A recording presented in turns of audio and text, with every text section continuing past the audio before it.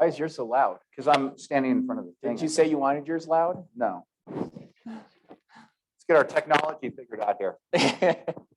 Well, thank you for that. And I will say a couple things. One is CAR now has, and including the growth that you guys have seen here locally, not 27,000 members, but we've got just over 29,000 members. And that's changed dramatically over the last couple of years. Everybody thinks they can move here. Housing is affordable. Real estate brokerage is easy. Money falls off the trees, right? And you guys are here to attest to that, correct? So we've got 29,000 members, and we now have 30 local associations because we've had a couple of mergers. So I need to update, I think, my bio there. But yeah, a lot of growth in the real estate market. Well, thanks for having us. This is one of my most fun things that I get to do. Anytime I get to interact and teach, I guess, I'll use air quotes for teach, with Damian, it's always a treat. He and I do we probably talk on the phone two to three times a week, maybe sometimes more.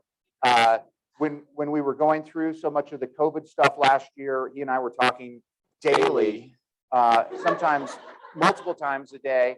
And as a resource, this is not on his bio, but I never can quite compliment Damian and the stuff that he does for our industry as a whole, and so many ways behind the scenes, whether it's participating in the Forms Committee as the vice chair, and sometimes my nemesis on the Forms Committee, but that's a different story. We can get into that later. That's because you're wrong. There you go. With the Education Task Force and building what I think has become a pretty high quality 4-hour commission update over the last couple of years. For those of you guys who have been around a while and taken those for a number of years, I think the quality of those has gone up, and I would attribute a lot of that increase and raise of the bar on that particular 4-hour program to Damian, as well as a lot of support that he provides us and our lobbyists, our legislative team, with statute or bill review and discussion. And so anyhow, I do want to just acknowledge him in that way first, because I think he doesn't get enough credit for what he's done for our industry for a long time. So you give me the Forms Committee and the ACU, and you think people are going to like me?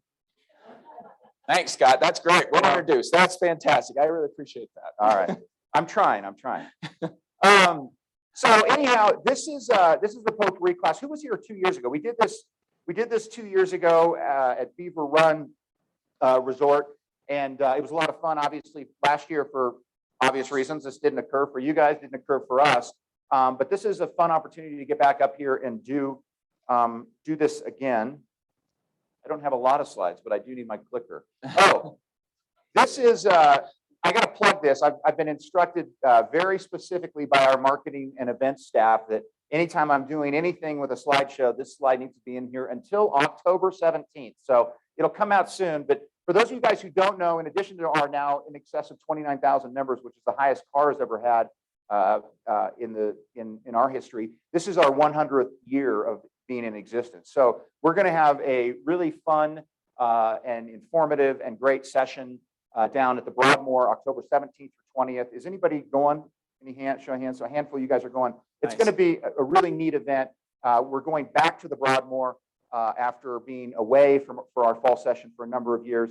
It's probably just going to be this 1 year for our 100th year, because it's going to be such a big and grand event.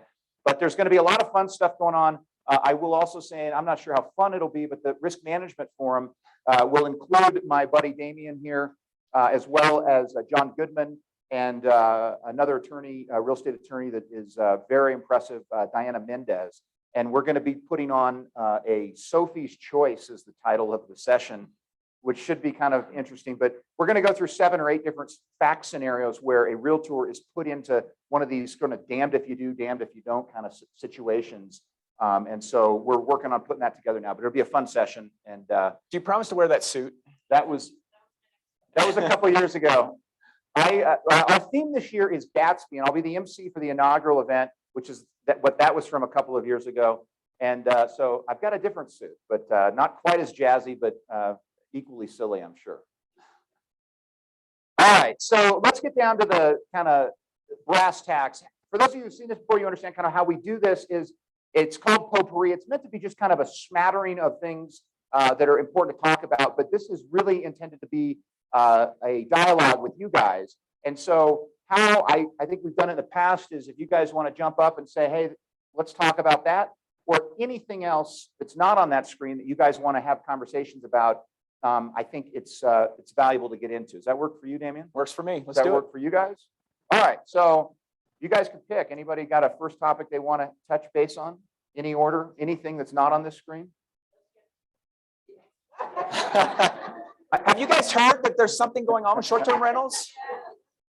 You want to, so you want to, okay, I'll, what do you want to give it?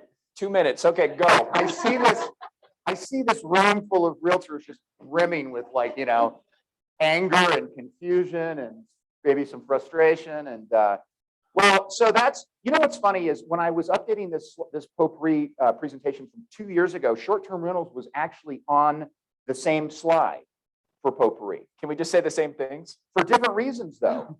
For different reasons. The concern that you guys were having a couple of years ago with short-term rentals was, you know, who was actually doing short-term rentals? Did you need to have a license in order to do them? A whole different set of issues. And so it's kind of surprising that, you know, it's almost become a full circle in terms of the fact that now you don't care who's doing short-term rentals. You just wish you could do more of them. And so I know you guys are dealing with this issue here. We've heard the same thing at the state level from Crested Butte. I think Steamboat's kind of kicking around some ideas. I know Telluride is gearing up for a similar battle. I think you guys are in a marketplace that is unfortunately probably going to have some of the most painful potential impacts, because I think so many of your property owners here, second homeowners, they're not Telluride owners, right? They can't just afford to let their property sit vacant, right? They're going to be forced to engage in some manner with some additional income, or they're going to be selling it. So you may see a little bit of an inventory bump, I think, in your marketplace, as some of the owners up here who say, I can't afford to give up the short-term rental income that I've been relying on for the last couple of years, you know, and still maintain my second home up there. But it is, I think, going to be an interesting set of developments as things get imposed both in Breckenridge and then I think Summit County as a whole. Do you have some comments on that? No, it's going to be interesting to see how it settles out. You know, Michael knows. I guess Michael's been keeping you guys, or your association's been keeping you up to speed on all this. Sarah has been. So whoever's been doing that is, I mean, that's a fantastic service your association's offering you, because it's going to change like the wind, I think, and you're going to see battles over who does what. I'll tell you, one of the issues that is not in the legislation or the rules that are being changed is how you deal with them in the contracts. That keeps coming up over and over again about property sales. There's short-term rentals that are booked out for the next 2, 3, 4 months. Nobody mentions anything in the contract. And then it's like, okay, well, who gets the booking fees and how do you transfer them and what happens with those accounts? And so if you guys are dealing with properties that you're listing that have short-term rentals involved in it, make sure that you're asking that question and figuring out what that's going to look like and building it into the contract, because there's nothing in our contract that really deals with it, other than there's some stuff about possession agreements in the due diligence provisions, but it doesn't do enough to address what happens with that money after you guys close. So that's one that we see regularly. Yeah, the other thing that I would say that with this change, you guys as realtors are going to have to be a little bit more paying closely attention to is buyers' information and knowledge related. As an example, if you're working with a buyer who's coming into this marketplace to buy a second home, you guys are so enmeshed in this issue, and we as an industry are so paying attention to it. But, you know, typical second home buyer investor from Denver isn't thinking about this, and they have full intentions, sometimes stated, sometimes not, of entering the short-term rental pool. So as a buyer's agent particularly, you have to be making sure that you understand, or that your buyers understand the implications of how these rule changes are going to impact what their intended use of the property is going to be. I don't know, do you have thoughts in terms of you're a listing broker and you've got a buyer that's coming up into your market, Damian, you don't have a brokerage relationship necessarily with the buyer who's coming from Denver, but you've got a brokerage relationship with the seller. You think it's a disclosure issue? I think you probably have to deal with it. I mean, particularly if you have a seller who's selling and has short-term rentals, you know, the expectation from the buyer is that that's going to be something that they can continue in perpetuity. And these new rules are going to change things that when it sells, that new buyer, at least from what I understand, may not have that option of being able to do those short-term rentals. And so if that occurs, you know, the buyer who says, hey, wait a minute, the seller got to do this, why can't I? They could certainly look to the listing broker and say, you didn't disclose. You didn't tell me that I couldn't do this. You know, it looked like I could because we dealt with dealing with short-term rentals. The seller was doing it, but nobody bothered to tell me I couldn't. I do think the most of the risk is going to be on the buyer brokers. And we have seen some of those cases, whether it's short-term rentals or zoning changes or licenses or something else in some of the other areas in Colorado. So just make sure that you're being diligent. And I like it if when you're being diligent, this is not me having problems up here. This is doing emails, so make sure that you're doing that in email. We've had several instances where I believe the broker actually had the conversations with buyers about things that were risks with the property, but nobody wrote it down. And I will tell you, buyers get amnesia as soon as it closes. They forget everything you ever told them. So you got to do a good job of documenting it. And this is an area where you're going to see a lot of risk up here. Yeah. So CAR doesn't, CAR doesn't repeat the question. Oh, I'm sorry. I got to repeat the question. I was asking if there's any lawsuits coming from CAR. The challenge is CAR really lacks any standing to file a lawsuit over these issues. Now, the one thing that I know our government affairs folks and our lobbyists are looking at is trying to do something statewide that would somehow inhibit some of this. That's going to be a heavy lift in terms of the current political composition of our state legislature to try and get them to inhibit some of these local jurisdictions from putting caps on short-term rentals, particularly when it's coming in the name of housing affordability, right? We've got some political problems. I have to say problems is the right word. We've got some political balance in the state that just doesn't exist right now. And I think it's reflective in maybe your town council or your commissioners in the county.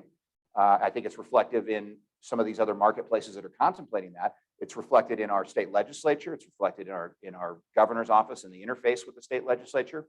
And so it's going to be really, really challenging for CAR politically to run a bill or not to support a bill. We could support a bill all day long, but to be successful in running legislation statewide that's going to limit from a state statutory framework, the local ability for towns, municipalities, counties to act in their own regard when it comes to making some of these rules. I mean, we've got Denver. Denver's had one of the most oppressive short-term rental, limitations for years. And I have a hard time believing that our state legislature is going to do anything that's going to tick off their Denver senators and representatives and put them at odds in any way, shape, or form. So running legislation is one thing. We do not have the political composition, in my view, to really be successful in that regard. In terms of filing lawsuits, that comes down to standing. And so CAR doesn't have really great standing. Now, what CAR can try and help coordinate with is, Summit County with Routt County with, what is Telluride? It's name it, San Miguel County. Yeah. San Miguel County, trying to ultimately help create some coalition that can work together and maybe strategize together and things like that. So I know it's something that I'm talking to Ty Adams, my boss, and some of our LPC folks, our Legislative Policy Committee folks, about trying to help you guys and some other people that are experiencing similar issues create some kind of a coalition. But it's a really difficult situation. I know Sarah's talked to, had some legal advice, or the associations have some legal advice. This is kind of a elections have consequences situation. And I hate to say that, but that's kind of the hard reality of, I think, what some of these communities are facing, including Denver, which is where I live. And that's been going on for a few years. Anyhow, I'll try not to, let my true feelings show, but I'll say this. CAR has been fighting for a long time. And NAR and the local associations, our mission statement is to make realtors more successful and to protect private property rights. Two things: protecting private property rights. This is the greatest offense to private property rights you could ever imagine. And what's such a killer here, and what's so ironic and so frustrating, is the exact same people in many cases that have been opposing development, opposing growth, pushing back on even smart growth, and creating a bigger regulatory barriers to development, adding development fees, and generally increasing the cost of housing for almost 2 generations now, are the same people that are now whining about affordable housing. And it's a difficult battle to fight in many communities. And so, because there's a real conflict there. So that's Scott talking. That's not Carr talking. But I'm saying those are the kind of things that we run into at our state legislature, where out of one side of their mouth they want to talk about affordable housing, out of the other side of the mouth they want to talk about how they want to, beat up the developers and beat up the builders. And I'm saying that elections have consequences, and listen, this is not a single issue. I mean, no election is a single issue election. It really shouldn't be. But over the course of time, the consequences of our elections over the course of time, I think, are manifesting in this specific issue at this particular time, and how it impacts in the long-term property values, how it impacts your inventory, how it really impacts housing affordability. I mean, they're trying to attack this by decreasing the value of properties, I feel like, rather than creating additional inventory.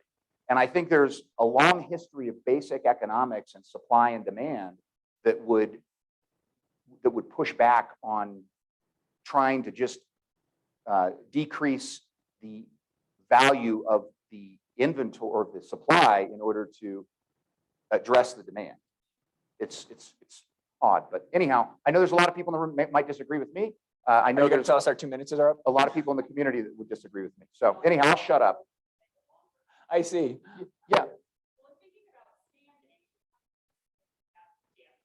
Mm-hmm.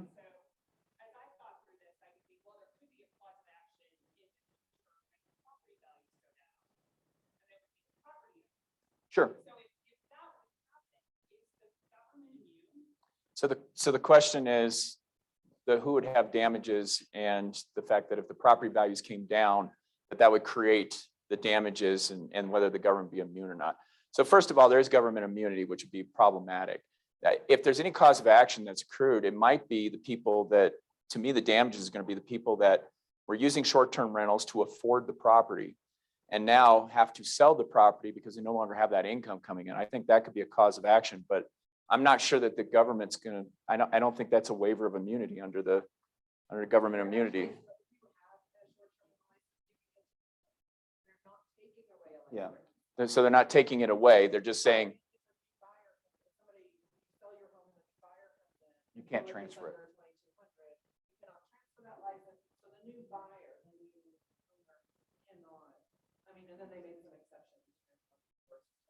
Right. So there's the rules are that you're not taking it away, but over time they're hoping the attrition of people selling is going to eventually limit the number of licenses that are out there, which, and frankly, might have an impact on your demand, right? Which would press down the values, because now the people that were looking at doing short-term rentals and getting into your market are gonna be like, well, that's not feasible anymore. So I don't know. I have a hard time believing the government's going to be liable or allow itself to be sued over that. I think government immunity would kick in. Yeah, and the reason that they extend the existing short-term rental pool out is because they avoid that takings argument that maybe somebody could actually sue for. Would be more sort of injunctive relief than it would be civil kind of damages under that period.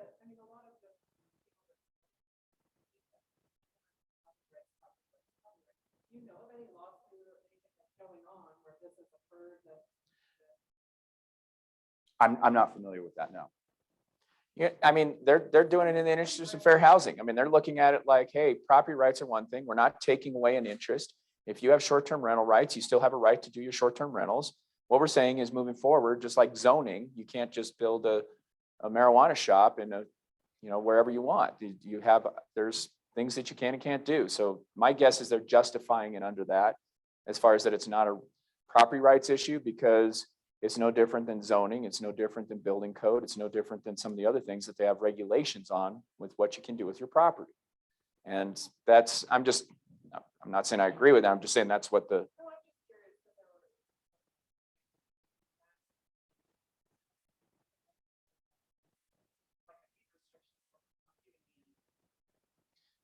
so to me, I look at it as a zoning change.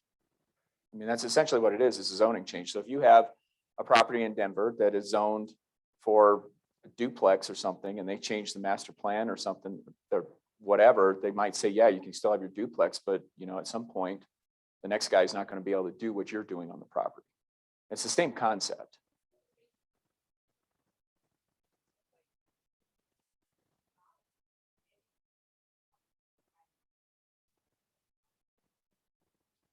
Well, so they haven't set, I guess my question, I don't know a lot about what they've passed or didn't pass or what their intention is. But, you know, you change zoning laws all the time. These city councils, county commissioners, they will look at a master plan and they will evaluate, and they have a process they have to go through, just like they probably did when they passed this, as to whether or not it's justified for the neighborhood or whatever the case may be. So I don't know if it's indefinite right now, or if they have a time frame that says we're only going to do this for a certain amount of time, because I don't know what the statute says, but there's no time limit on it. Yeah. Well, we're going to see how it impacts the marketplace, and I mean, maybe there's some unforeseen benefits to it, to what you guys do in your industry.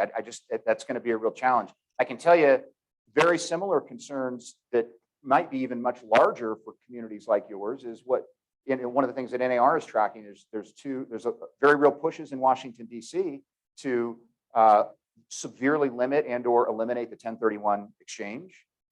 And there are also pushes to essentially double the capital gains tax. Now, if you want to talk about sellers that are just not going to sell anymore, you make those changes and you're going to see inventory dry up. You're going to see a real challenge to marketplaces like this that have so much of that, you know, quasi sort of investment residential, you know, element to the property. And you're not going to see people flipping and moving up because they can 1031 the gains. And so that there's, I mean, that's what NAR is dealing with at a federal level. And there's very real possibilities that those two things change dramatically, which is going to impact the day-to-day, you know, realtor ability to succeed, I think, in potentially pretty significant ways, particularly in heavy second home investment markets like this.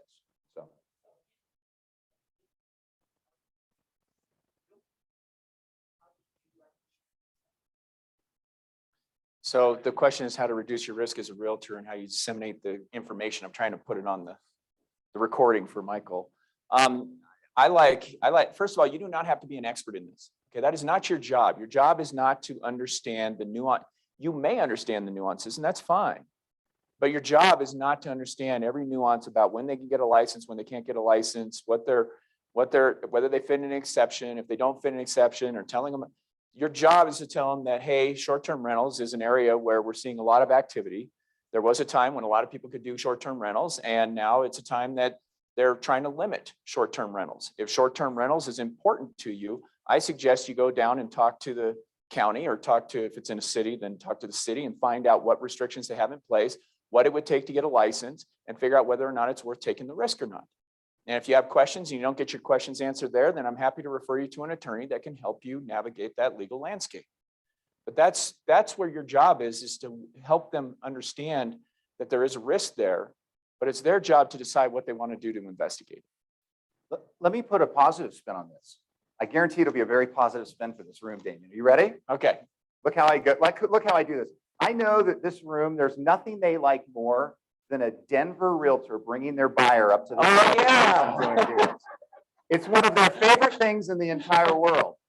Well, let me say a pitfall now for that Denver realtor who's representing a buyer and brings them to this market with no clue whatsoever about short-term rental limitations, and they sell that buyer a property that the buyer intends to short-term rent, but the Denver broker, because they don't have geographic competency in order to perform up here, doesn't disclose or warn them or meet their standard of care in terms of that.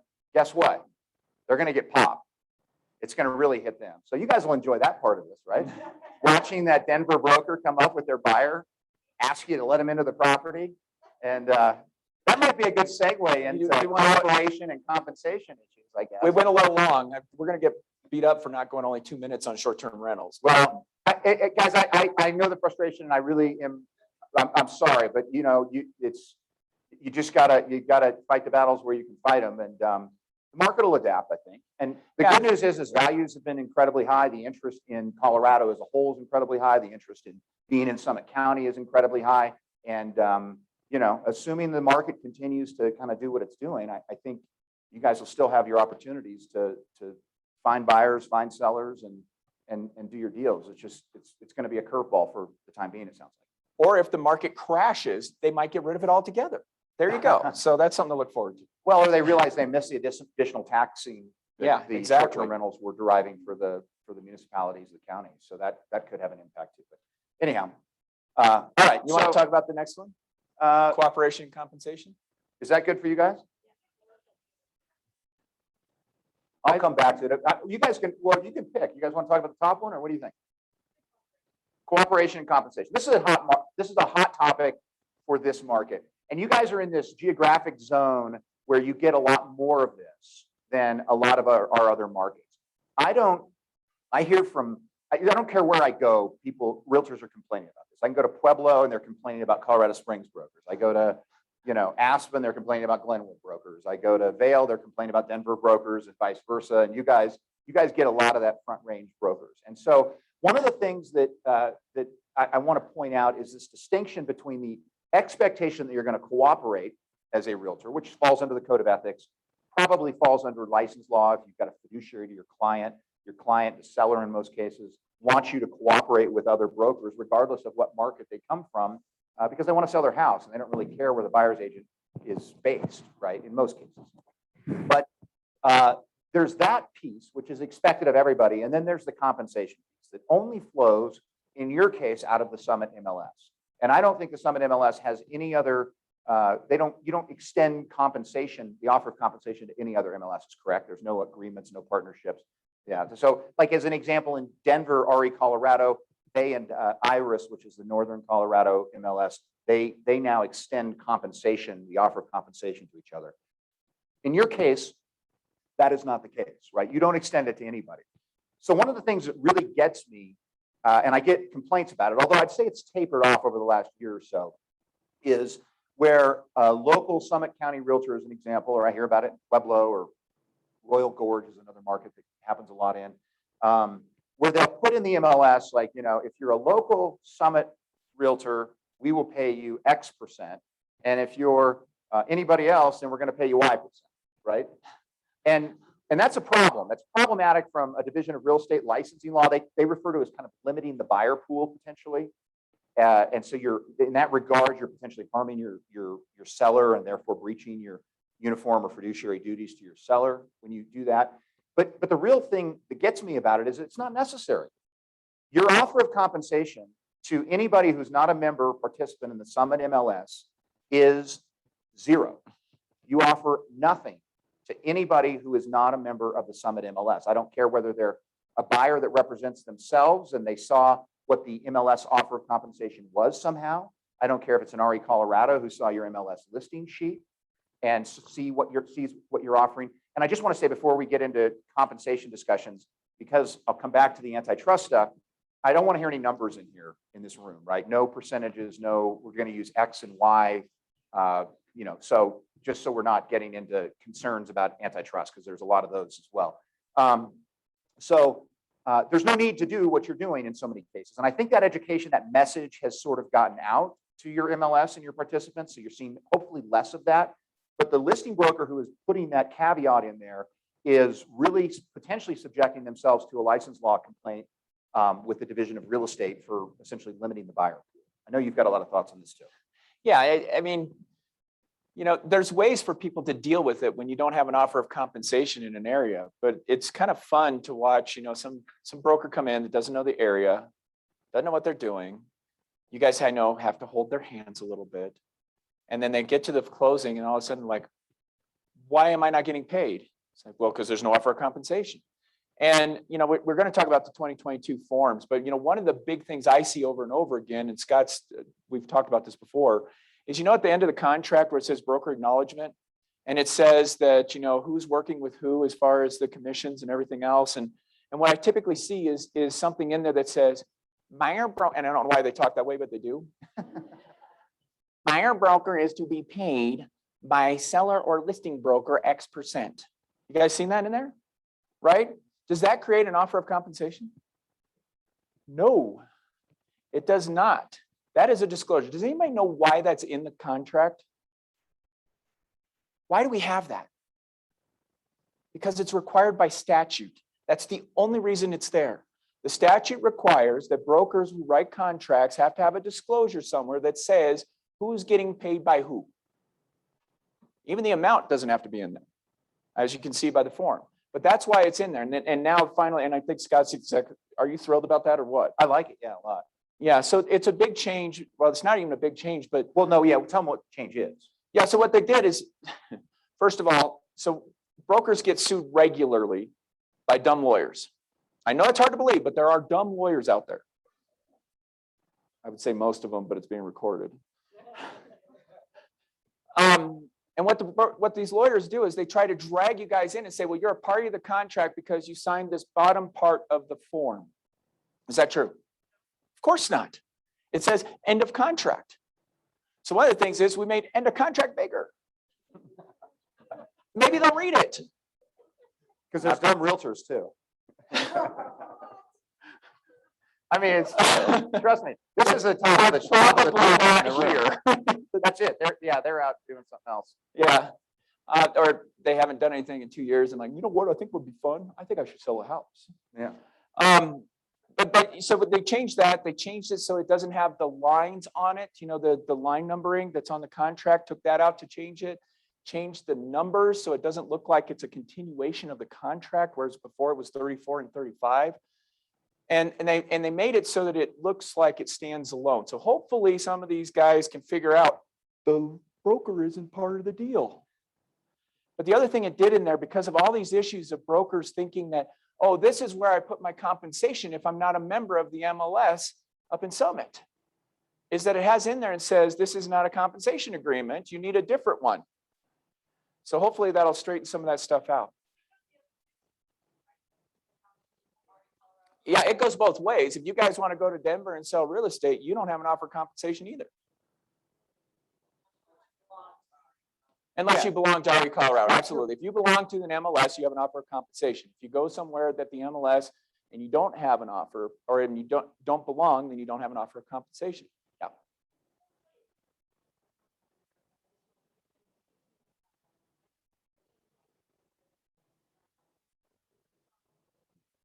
Yes, exactly. So you can still put it in the contract. So if you go to an area that you are not a member of the MLS, you can still put it in the contract as long as, number one, the buyer broker, you have a buyer broker listing contract or buyer listing contract. And that paragraph in 7.3 says buyer is obligated to pay. Okay, because now it is, what the commission says is you cannot put language in the contract that benefits the broker, which makes sense. You guys aren't a party to it. So why would there be stuff in the contract for you? But when you have a commission that is owed by the buyer and you put it in the contract that says seller is going to pay it on behalf of the buyer, does everybody see how that's a contractual term between the buyer and seller? So that does work, absolutely.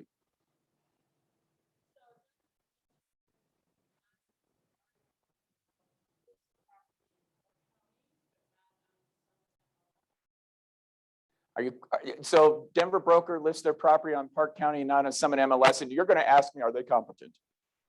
Oh, okay.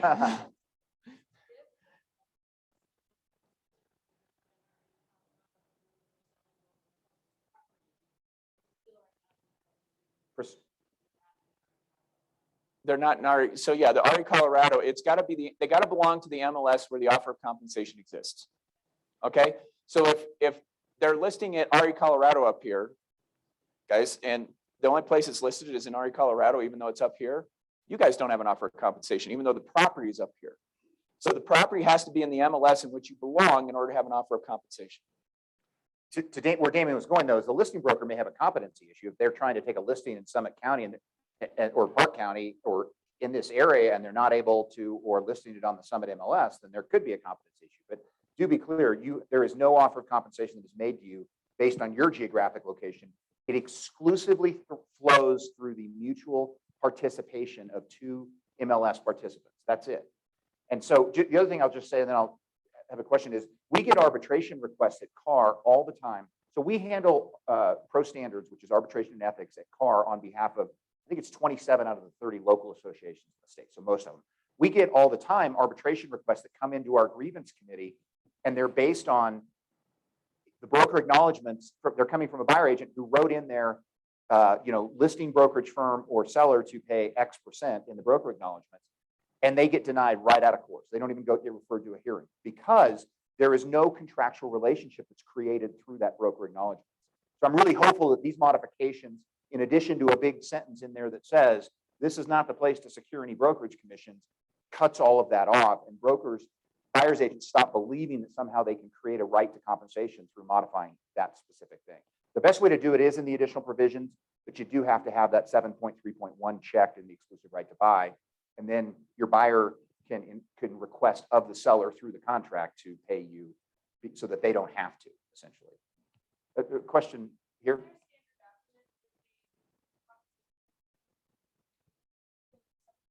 Are there standard documents for the so in other words, you don't belong to an MLS and you're looking for compensation and you don't have a buyer listing contract or you didn't check the right box. You can do it. I'll let Scott speak to this, but what you need is a commission agreement between you and the brokerage firm. I will tell you that gets complicated because now all of a sudden you're trying to get a commission agreement with the seller. You have a buyer who wants to buy this property. And all of a sudden you're going to say, hey, wait a minute, I got to make sure that I get paid before I fulfill my fiduciary duties to you, buyer. Does everybody see how that gets a little sticky? I mean, you can't get a compensation agreement. You can talk to the listing broker and say, hey, would you be willing to do a compensation agreement with me? That kind of thing. But you got to remember or be mindful of the fact that, you got duties to this buyer. And if he loves this property and wants to buy it, are you really going to say, well, hold on, buyer, I want to make sure that somebody else puts it under contract because I got to ensure I get paid. That gets it a little sticky. So my suggestion is is to go ahead and do it with your buyer listing contract because then it's done up front. Then it's handled ahead of time and you can go ahead and just put it in the contract and your buyer has already had that discussion with you about what's going to happen if you're not getting an offer of compensation through the MLS. Okay? Yeah, but you can't create a commission agreement. Commission agreements are very common in commercial real estate as an example where there's not an MLS offer of compensation. And so any commercial realtor is going to make sure that they memorialize their commission through some manner that, because they can't rely on the offer of compensation. So you're free to do that, but you do have to be mindful of your fiduciary and the potential conflicts there. This is a hot topic. Look at all these hands. Right back here.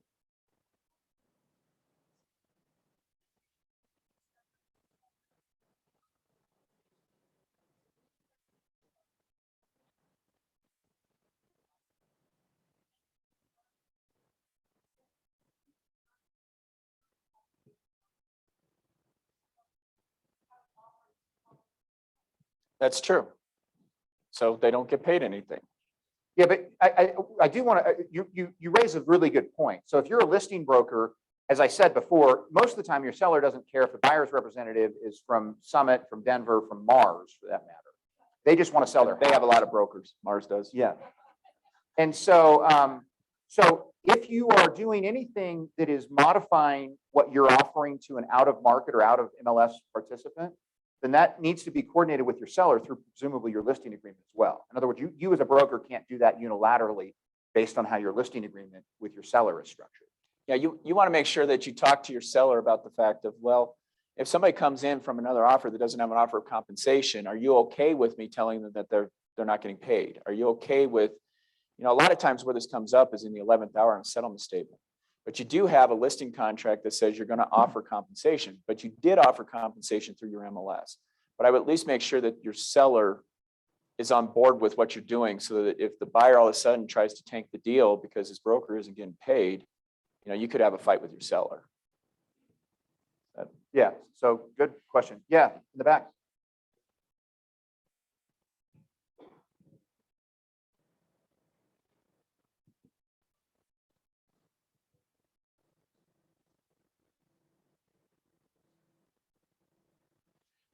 The question is, can they write in additional provisions and put the amount and say that this is how they're going to secure the commission?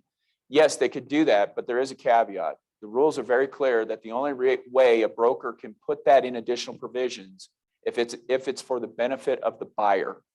And the only way I know for it to be the benefit of the buyer is if the buyer has a listing contract that says he's obligated to pay it if the seller or listing broker doesn't. Okay. The only other thing I'd add to that as well is that when you're writing that clause in the additional provisions, you need to write it in a way that it's an obligation from the seller to the buyer, not from the seller to you, because you're not a party to the contract. So you got to use language that creates the obligation between the parties, not between somebody who's not a party. So there's a bit of nuance to how that language is drafted. That's a good point. Laura, did you have a follow-up? Yeah.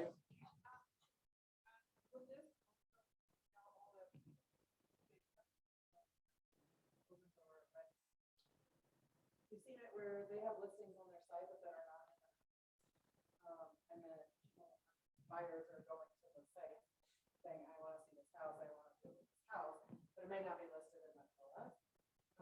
I have seen some of those. Okay. Would that also apply to this, where you would have to do all of that if it was only listed on their site and not? For sale by owner. So the question is about for sale by owners, because essentially, but it is a for sale by owner because Open Door owns it, Redfin owns it, Zillow owns it. Okay, so essentially they're a for sale by owner that's listing it on their MLS or not listing it on the MLS, selling it themselves as a for sale by owner. So yeah, if you're dealing with a for sale by owner, you have the same potential issue, right? I mean, that they don't have an offer of compensation in the MLS either. Yeah, particularly in the residential world, you become so reliant on that embedded offer of compensation. That's one of the reasons I like to talk about it, because it's just so important to our industry. And we'll come back to that in the antitrust thing, because the same thing is what I believe is in jeopardy at a national level with some of the stuff that's going on in federal antitrust laws or in DOJ investigations, that it could challenge us. But it's a fundamental part of our industry and has been for generations. And yet it's amazing how many MLS participants don't fully understand the implications of it. So it's a good topic, as I think we're seeing by the interest here. Yeah.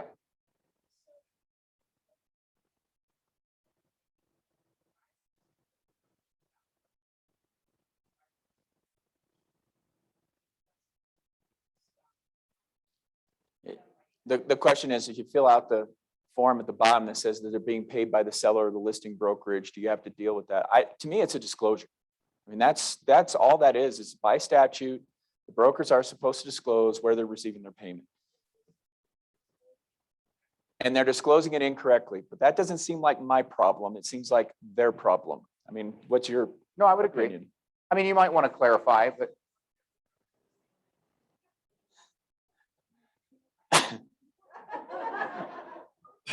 yeah.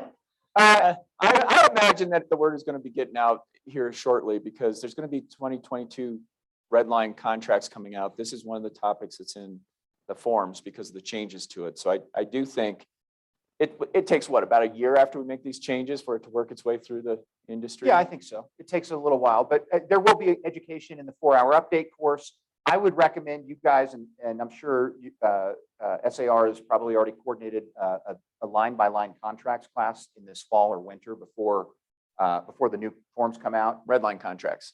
What did I say? Online? You said line by line. Oh, yeah, red line contracts. So to go over all the changes, I'm not one to recommend doing a contracts class every single year, but when they change every 3 years, like they are this fall or this coming winter, it's good to have that class. And there's a number of changes. We're going to talk about some of the bigger ticket ones, but there's a number of changes that are going to be important for you guys to be aware of before the calendar flips over to 2022. Yeah.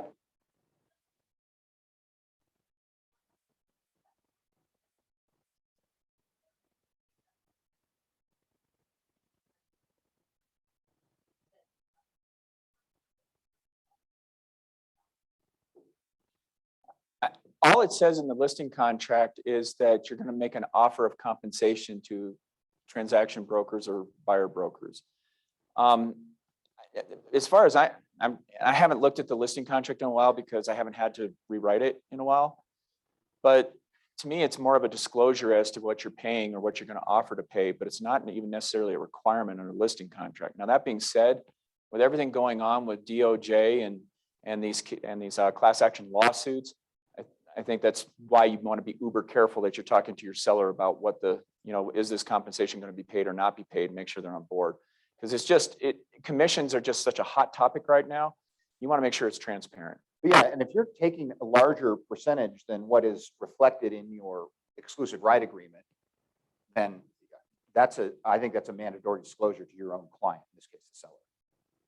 So, Laura?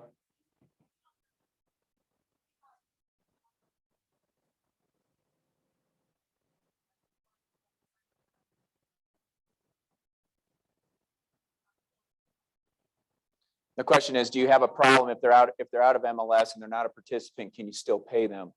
Absolutely. Yeah. You don't have an obligation to not pay them. I know that's what you would like to hear. The only obligation you might have is to make sure that they're licensed, right? Because you can have RESPA issues if you are splitting any commissions with an unlicensed individual. So I do think it bears logic to go and check with the Division of Real Estate to make sure that they're actively licensed. In the state of Colorado. In the state of Colorado, yeah. Because they can't perform brokerage services in Colorado unless they have a Colorado license. Yeah, but if they're not licensed in Colorado, I don't think it gives rise to the RESPA issues necessarily that would be present if. I wouldn't pay them if they're not licensed in Colorado. No, I still wouldn't. Yeah. I'm just saying that I'm talking about the RESPA issues. If you're paying a person who is not licensed anywhere, then that could be a federal law violation if RESPA applies. Absolutely. Well, so here's, this is going to segue naturally into that first topic up here, if it already kind of has it. And I think we've got to be careful. So I'll go ahead and make the segue unless there's anything that's just strictly related to compensation or cooperation before I move on. All right. So here's the deal with that first topic. There's hands down, it's the most important thing that you guys can take away from today. I think it's the biggest, it has the risk of having the largest single impact on our industry that we've seen in many generations.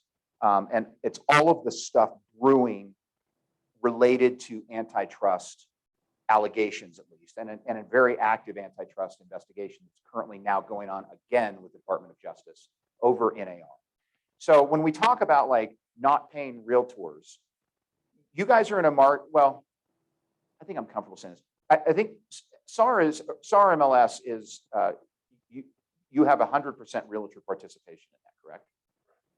I think I had an I in my realtor there. So let me just back up. Realtor? I put an I in that last time I said it. So let me pull that I out of realtor.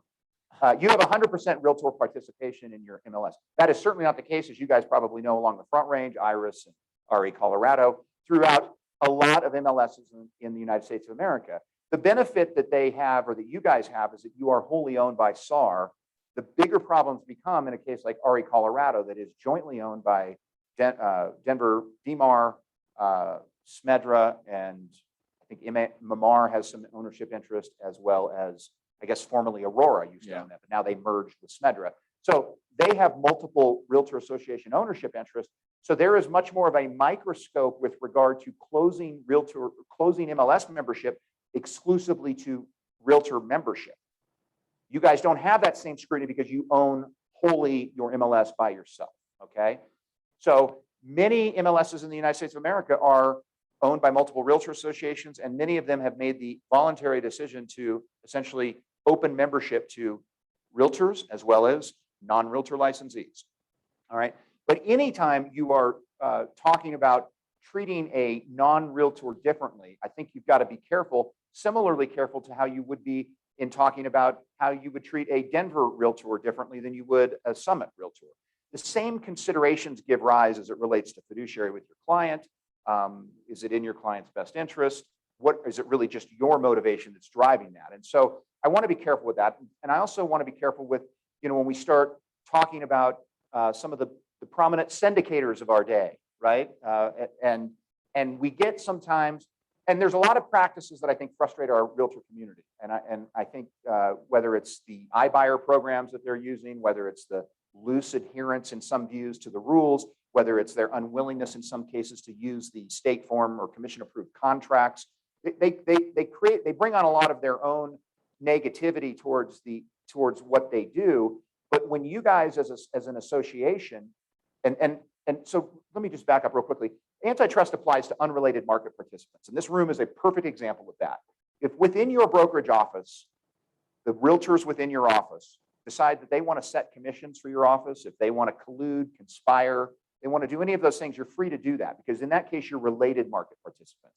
But in an association context like this, and the reason our industry has such scrutiny over this issue, and really has for many years, is because naturally we are unrelated market participants when we gather as association members. You guys all are market participants, but you're not related by the same brokerage firm.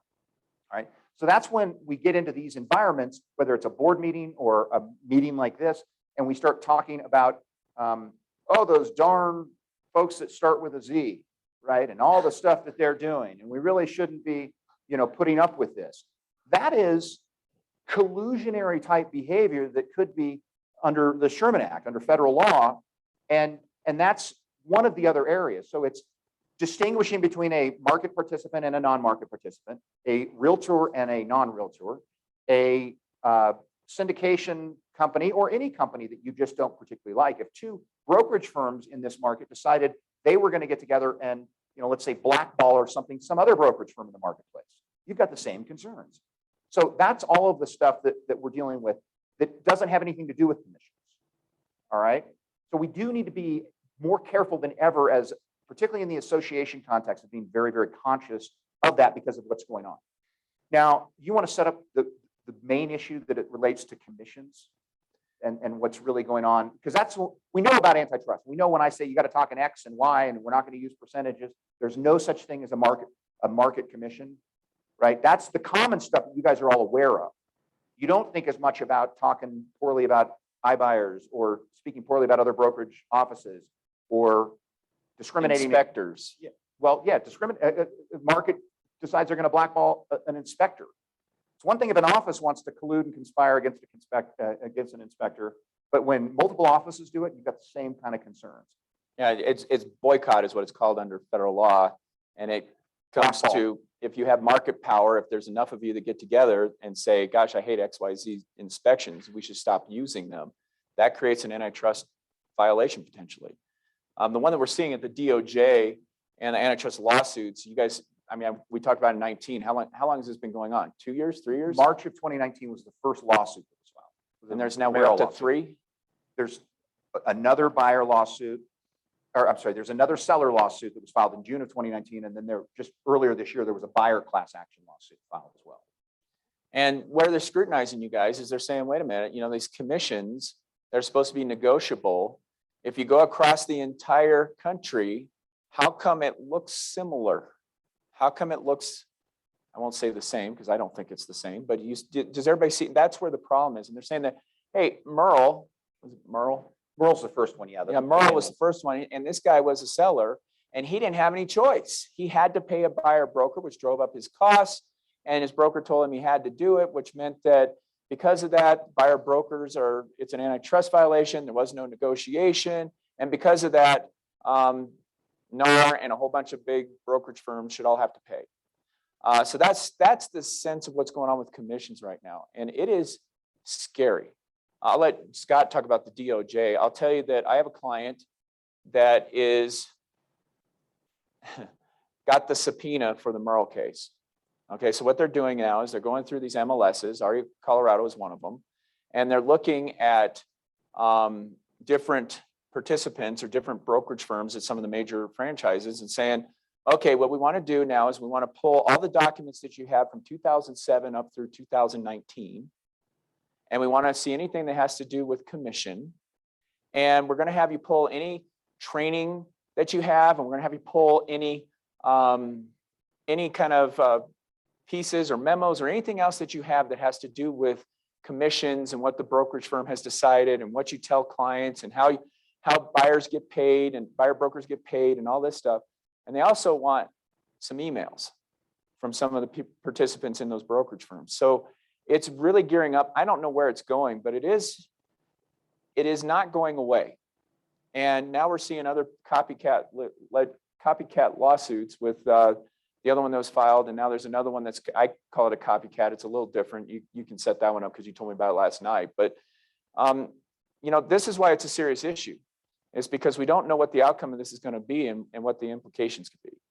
But the underlying allegation is challenging. Basically, these class action lawsuits are challenging, particularly buyer agents, saying that you guys are paid too much.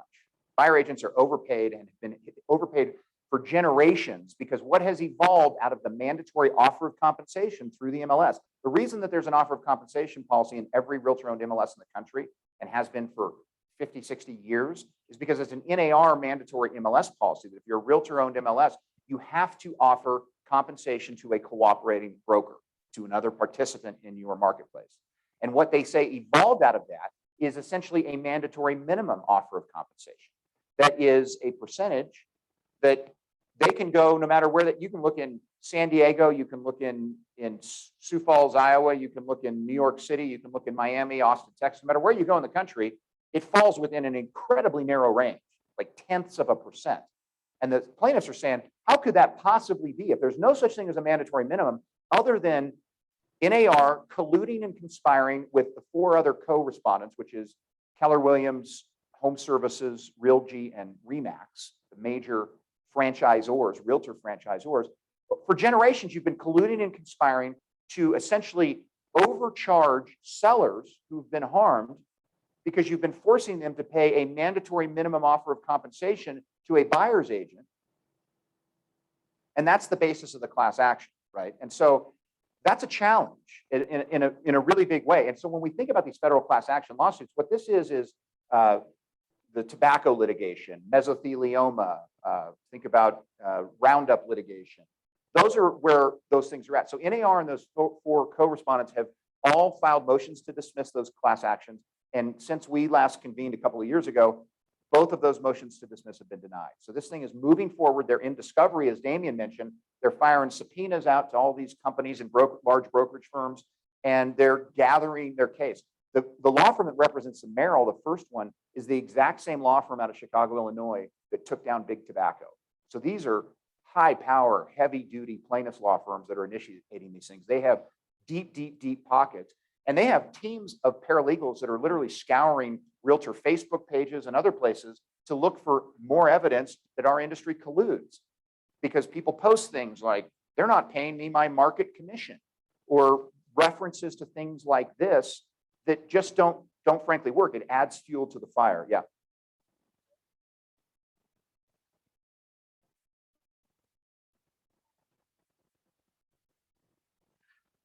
They're not removing the fields, they're making them public fields. So in other words, right now, if you were to go on syndicate your listings, my guess is Summit's MLS probably doesn't put that out on syndication. And so the ones in the Northwest, they're starting to syndicate it with it to say, hey, this is the offer of compensation being offered. And there's a reason they're doing that. Why don't you talk about the DOJ, since that's where this comes from? So yeah, that segue. So it was the Northwest MLS, which is like a 30,000 participant MLS up in the kind of Seattle, I think maybe Portland, but that Pacific Northwest area. And they started syndicating voluntarily. They decided to start syndicating their offers of compensation. So it's no longer a public, it's no longer a private data field. It's listed on any syndication site, any place, any public portal that a consumer or another broker would find. Okay, so we talked about the lawsuits, and then there was a buyer, earlier this year, just to close that piece, there was a buyer lawsuit. Leader filed in the same federal district court in Illinois where the Merrill matter was filed originally. Different law firm, different plaintiff, exact same respondents, NAR and those 4 other co-respondents. And these allegations is now the buyers getting on board. The buyers are saying, hey, our buyers have been harmed for generations because of this same policy that's harmed the sellers. It's forced sellers to pay an inflated commission to buyer's agents, and therefore that cost, that additional inflated commission, is in many respects passed along to the buyer through the purchase price or through a lack of concessions or however it may be. So buyers have been harmed. So that one was just earlier this year. That is still in the preliminary phases. They're still trying to get that one dismissed. It hasn't been, I don't know if the motions have been filed in response to that, but we'll see what happens with that. So hopefully a year from now, I'll be able to, if we come back, we'll be able to update you on what's going on now with the buyer lawsuit. But those are 3 big major class action lawsuits that are all based in this commission concept. So not long after the 2 original lawsuits were filed in 2019, back in, I think it was June or July of 2019. So just a few months later, the CoreLogic, which is the MLS backbone for most of the MLSs in the country out of California, they got a subpoena from the Department of Justice. And the subpoena said, hey, we want you to send us all of your MLS records specifically focused on 2 things. One is cooperating compensation, what's being offered. And 2 is, what are your internal rules related to data syndication, okay? And so those of us that were paying attention to that were like, this is kind of weird, what's going on here? But I think I know this feels too similar to these lawsuits and everything else. So we found out what was going on at the end of last year, late November, early December, just 2020, so less than a year ago now. NAR and the Department of Justice jointly issued a settlement agreement. They basically said, hey, we've settled this investigation. The DOJ and NAR, we've finalized the terms of the settlement. We haven't finalized the settlement. We're going to have that done in the first quarter of 2021, just earlier this year. But we've finalized the terms. There were three basic tenets to the settlement. Okay. Thing number one that NAR agreed to in MLS policy is that the offer of compensation, the cooperating broker commission, will be a public data field in every realtor-owned MLS. So SAR was going to have to flip that switch to say, if somebody Googled a property and it came up on, Zillow or some brokerage firm site or whatever the syndication platform was, the percentage that was being offered to a buyer cooperating broker was going to be a public data field everywhere in the country. All right, that was one thing they agreed to. The other thing they agreed to is that a local association, a local MLS, a local board, a local brokerage office was not going to be allowed to preclude another licensee from the state who was a non-member of any of those things from accessing the lockbox. In other words, if I'm a Denver broker and I want to come up to your marketplace and show my buyer your property, nobody can say, oh, we're not going to give you lockbox access, or you can't impede my ability to access the property with my client. Right? That was the second thing that was settled or that was agreed to. And those two things alone were going to lead to a lot more traveling realtors, as I call them. That's brokers who are moving around the state, right? Because they're going to be able to now see exactly what the offered compensation or cooperating compensation is through any public portal. And then they're going to know that you can't keep me and my client out of your lockbox or out from accessing your property. I think that was going to have its own unintended consequences, but I'll move on because this settlement's not happening. The third thing that was agreed to was that the buyers, there was no more advertising of like free buyer broker services. In other words, and we don't have a lot of this in Colorado, I don't think, but other states have issues where buyer representatives market their services to buyers as free, right? That was going to have to go away. And those are the three basic principles of the settlement that was agreed to. They were going to finalize the settlement, actually put it, in final agreement in the first quarter of 2021. It didn't happen. And I kept waiting, and finally because NAR's board of directors was supposed to sort of bless the settlement agreement at their spring board of directors meeting. Nobody ever got their hands on it. Nobody knew what was going on. Well, something else happened in the first quarter of 2021 in Washington, D.C. We got a new administration, and we got a new attorney general, a new head of the Department of Justice. And so July 1st, it finally came out. The DOJ and the Biden administration basically issued a statement saying, we're done. This agreement is not good enough. We're backing out of it. We're going to re-begin our entire investigation into your practices because this isn't enough. We want more. Now, they didn't say what they want more. They're not clear on that. But if those basic principles from the original agreement weren't good enough, what is going to be? That's what concerns me. And that's where I believe that what we might find is that the DOJ basically says, hey, the mandatory offer of compensation through the MLS, requiring it as a matter of policy, requiring a seller to effectively pay the other side's professional service provider, which is pretty much an anomaly among most professional services that I can think of. Just that mandate alone is antitrust and is prohibited. In other words, the data field won't go away, and a seller or listing brokerage firm could always offer voluntarily compensation to buyer agents, but it wouldn't be required as it has been for 60, 70 years through MLS policy. And that's a scary front because I'll come back to that in just a second, but yeah.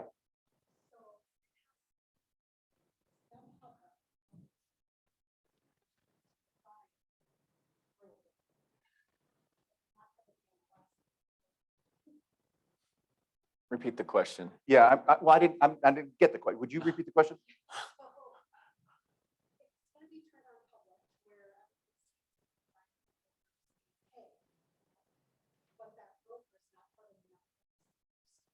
Oh, the question's about it. Yeah, offer. Yeah, offer no, of compensation still exists. Yeah, good question. The offer of compensation with the public data field, that doesn't extend the offer of compensation. So your offer of compensation would still only be to other participants within your own MLS. That's it. It's more a disclosure issue. It's a disclosure. And what I think those things would have done alone is probably put some downward pressure on buyer agent commissions.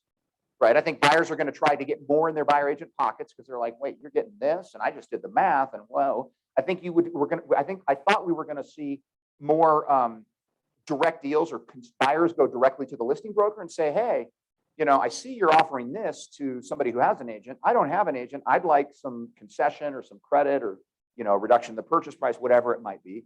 I think there was going to be more of that. But let me talk just real quickly about the real implications. Part of the Merrill lawsuit, that in the complaint itself, if you read it, part of their evidence for why this is a problem in the United States of America is because they use facts from the rest of the developed world.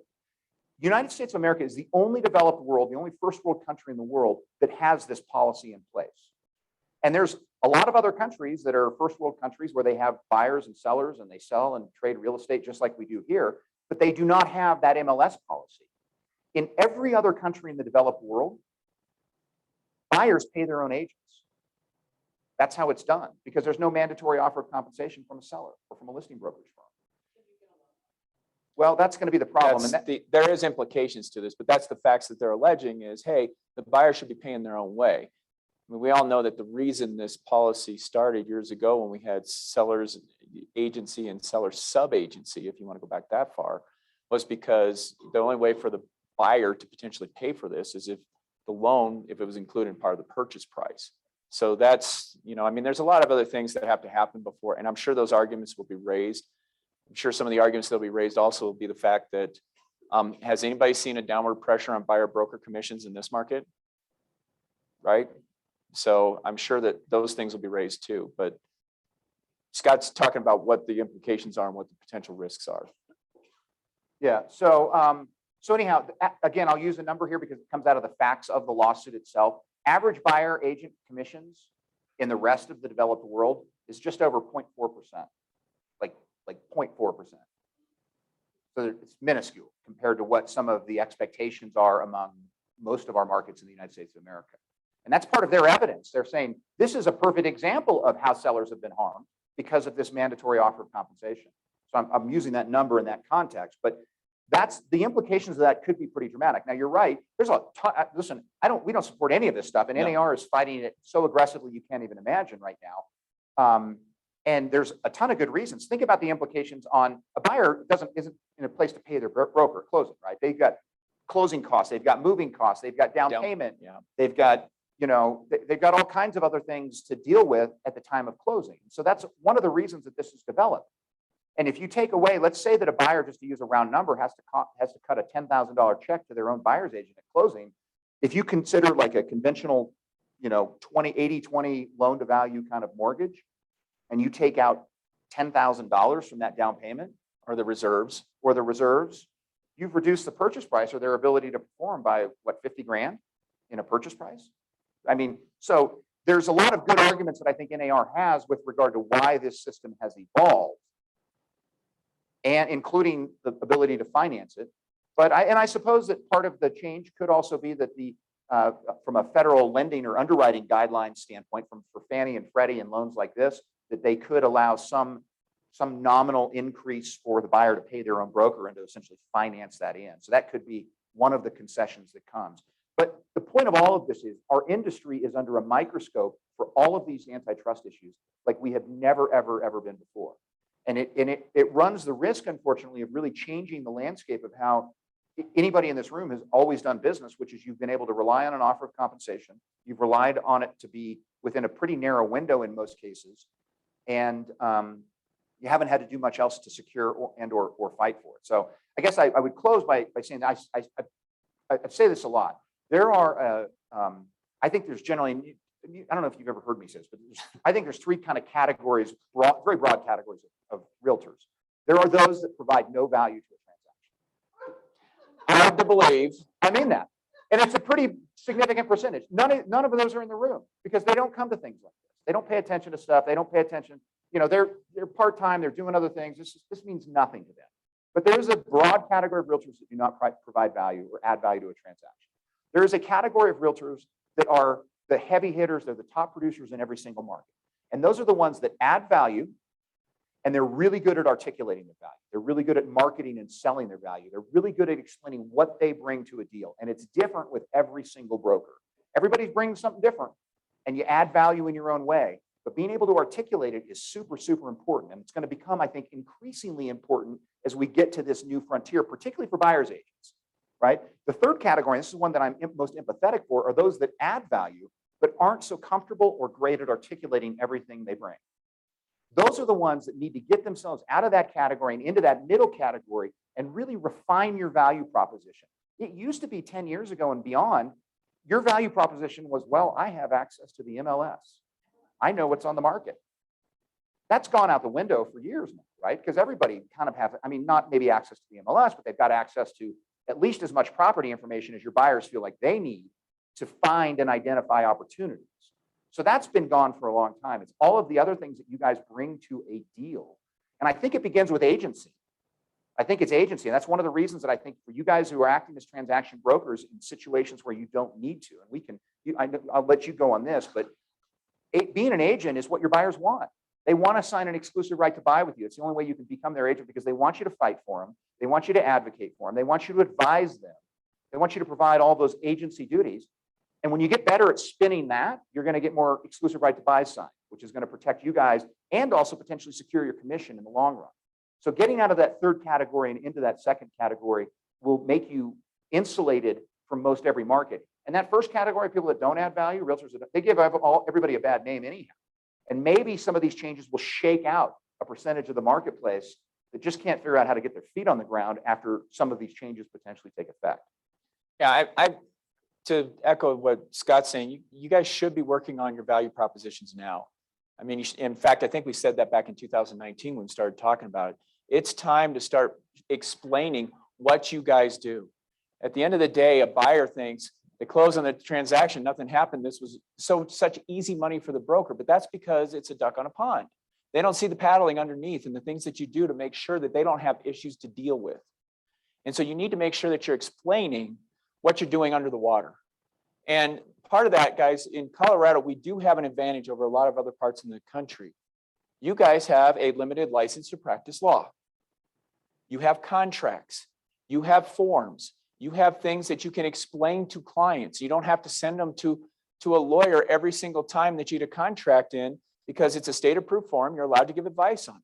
Now, I say that tongue in cheek because you got to know your limitations. But at the end of the day, that's what your license provides for you, thanks to Conway Bogue.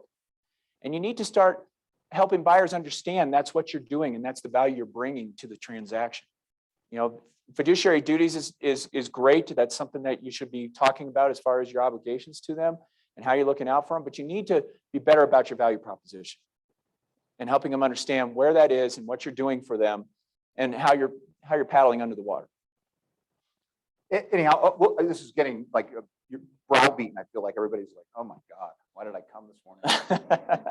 But I will say this, and the other thing that I would really encourage, particularly you listing brokers, to do to have a more full and robust conversation with your sellers with regard to commissions that are offered and paid. And to allow facts to drive that decision for them, allow them to make that decision, allow them to drive, or allow facts to drive their decision. And I tell brokers all the time, you know, you guys listing brokers do a great job in listing presentations, creating a nice spreadsheet that's got, you know, here's all the properties that have sold, here's their purchase price, here's what's on the market, here's, you know, whatever. Add a column to that thing for your sellers when you're sitting down with them in a listing presentation that says, these are what they're offering for commissions. Now, those numbers may look very similar right down the column, but at least they understand, and it will engage a discussion with them that there really isn't such a thing as a minimum offer of compensation, and allow them to drive that and select that. Now, there's also the other side of that, and it shouldn't have an impact from a license law standpoint, but there is the full discussion with them that, you know, if you're competing with all of these people offering this and you're offering something different, then it could inhibit some of the showing viability or the interest from buyers potentially. Again, it shouldn't, because a buyer's agent who's allowing that to drive the properties they're showing is violating license law in other respects. But it could. And so having that full discussion is kind of important, but at least let them drive the offered compensation. That's what I really think is an important piece of this going forward. And along those lines, when you're having the conversation with the seller, I would also have the conversation about, look, our offer is whatever we're offering for compensation is what we're offering. But keep in mind, a buyer broker might come in and claim, hey, wait a minute, you know, my buyer owes me X, and they may want a different number than what you're offering. So we need to be open to the fact that, you know, and we'll have to look at the numbers, we'll do our CMAs, we'll do everything else to figure out, you know, net sheet is where it falls out. But that's another option too, is that a buyer broker may want more because, or a buyer may want more because he owes his buyer broker more. Yes.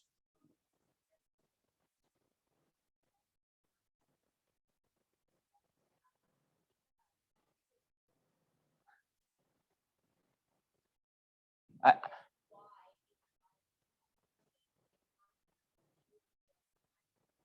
yeah, the compensation is obviously all goes to the listing broker according to ours, and then you have it in there broken out. And I'll tell you, we're not messing with that while this stuff's going on. I don't know which way it plays. I mean, you cannot believe the powerful attorneys on both sides of this thing. And I'm sure that they can all spin the argument one way or another. So at this point, it's kind of like sit back, watch the fireworks, and let's see what happens. But I mean, to me, there's a reason it's drafted that way. So, but at the same time, I don't know which way it plays, and we'll see what the judge does with it. We were going to do a little tweaking on that in forms when the listing agreements were updated a year ago, right at the early inception of these lawsuits. And after talking about it, we're like, let's not play with our commission like we're trying to respond or react to something. Let's just let it play. But your point's well made. All right. Oh.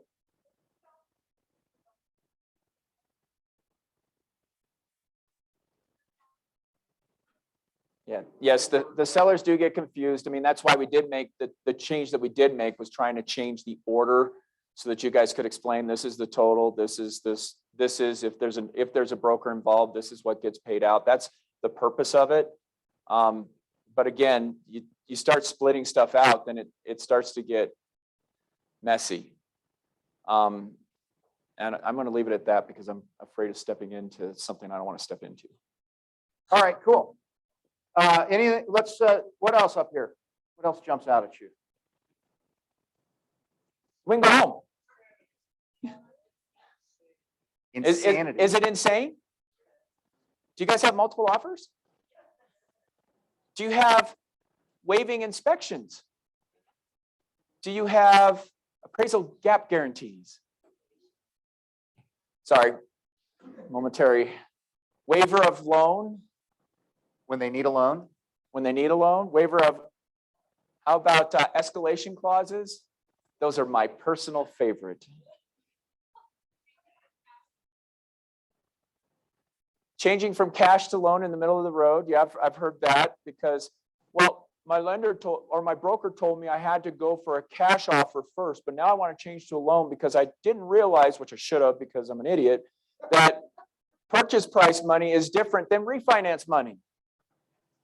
Right? So, yeah. So where do you want to start? Well, I mean, appraisal gap clauses is probably what, so I'm seeing, Damian and I were chatting about this last night. I'm seeing a couple of things that are already manifesting implications directly because of the appraisal gap clauses and the volume of those that are out there. So I'll talk about the short-term implications of what I'm seeing.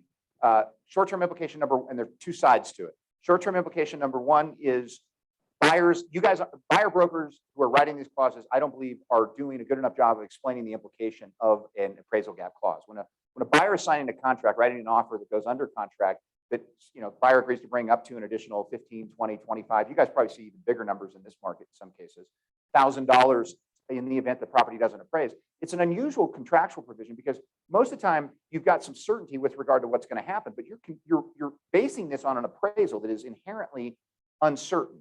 And so buyers don't fully understand when they sign their offer. They know or feel like they need to write one in order to get their offer accepted by a seller, but they don't appreciate the fact that these clauses do not say, the buyer's going to see how they feel after they get the appraisal back and maybe they're going to perform. Or after they get the appraisal back, if it doesn't appraise, they're going to check with their rich Uncle Joe to see if he'll kick in an additional 10 grand. Or that they're going to throw 25 grand on their credit card as a cash advance. That's probably going to screw up their debt to income ratio for the purposes of qualifying for the mortgage loan in order to bring that money to the table. They don't understand that it is a present commitment to do something and there's not wiggle room to it. And so because they don't understand that, I see and hear all the time buyers who get the appraisal back and they say, they send over termination based on loan. They send over termination based on some other contingency that they do have, but it's really on the appraisal. So the takeaway from this is that a seller who is accepting a contract where a buyer agrees to bring additional money, they are, from the moment they accept that contract, highly cynical of any reason that a buyer may terminate that contract, unless it's just so obvious on its face. So because you have a lot more cynical sellers in the case of appraisal gap contracts, we have an explosion in earnest money disputes, earnest money dilemmas between, so I'm getting calls left and right from listing agents who say, well, we had this appraisal gap clause, it didn't appraise, and then 2 days later, the buyer sends over a termination based on loan. They said they didn't like the interest rate, or they said they didn't like the mortgage payment, or they said they didn't like the cost of the loan, or whatever it is. And my sellers don't want to release the earnest money. Do they have to? And my answer is oftentimes probably not. I wouldn't probably if I was a seller. In some of these cases, these sellers are selecting the offer because of the appraisal gap clause. And they had 20 other offers on the table at the time. So they're pissed. So short-term implication number one is an increase in earnest money disputes. The buyers need to understand that there's not wiggle room with these appraisal gap clauses, that they need to actually be able to perform and bring whatever additional money they're committing to, and that there's not some additional contingency that they internally have on their access to that money. All right. And again, I'm left and right, I'm hearing from disputes and dilemmas on that one implication, short term. Yeah.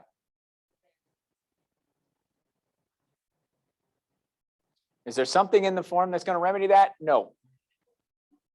Well, frankly, we hope it's a short-term issue, right? I mean, hopefully the market is getting a little bit better. It's not quite as crazy as it was in July. Hopefully with the short-term rental thing changing, I'm sure it's going to get better for all of them. Sorry, I didn't mean to go. I shouldn't have done that. I shouldn't have gone there. I shouldn't have kicked that hornet's nest again. But that I'll tell you the other thing I see a lot of, and I know Scott has another short-term thing, and I don't know if this is it or not, but guys, nobody's writing them right. Have you seen some of these clauses? They're crazy.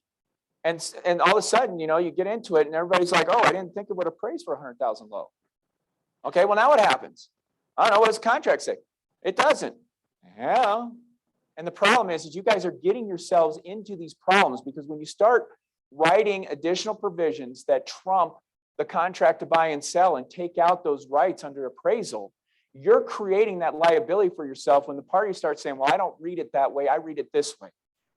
And when they go to odds, and all of a sudden $100,000 in earnest money is on the line, they're going to start looking, wait a minute, broker, you told me, and you say, well, yeah, that's the way I interpret it, and the other guy's interpreting it different. Do you think they care? They're going to say, no, we want you guys to help defend this because we want us to get our money back. So you got to be very careful with these things. Long term, I'm going to do your short term. You had another short term. The other short term implication I'm already seeing manifest is the other side of the coin now. So your sellers who have these great big old eyeballs and they're like, oh my God, my 2-bedroom condo that I bought 3 years ago for $350,000, I'm getting offers for $900,000, right? They're big old eyes, and they have every right to take that windfall. And they've spent it already. They were, hey, baby, I know where I'm putting that money.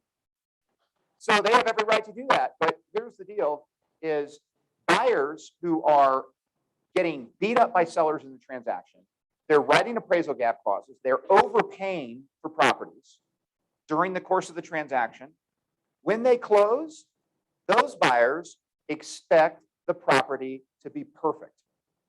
They expect it to be perfect.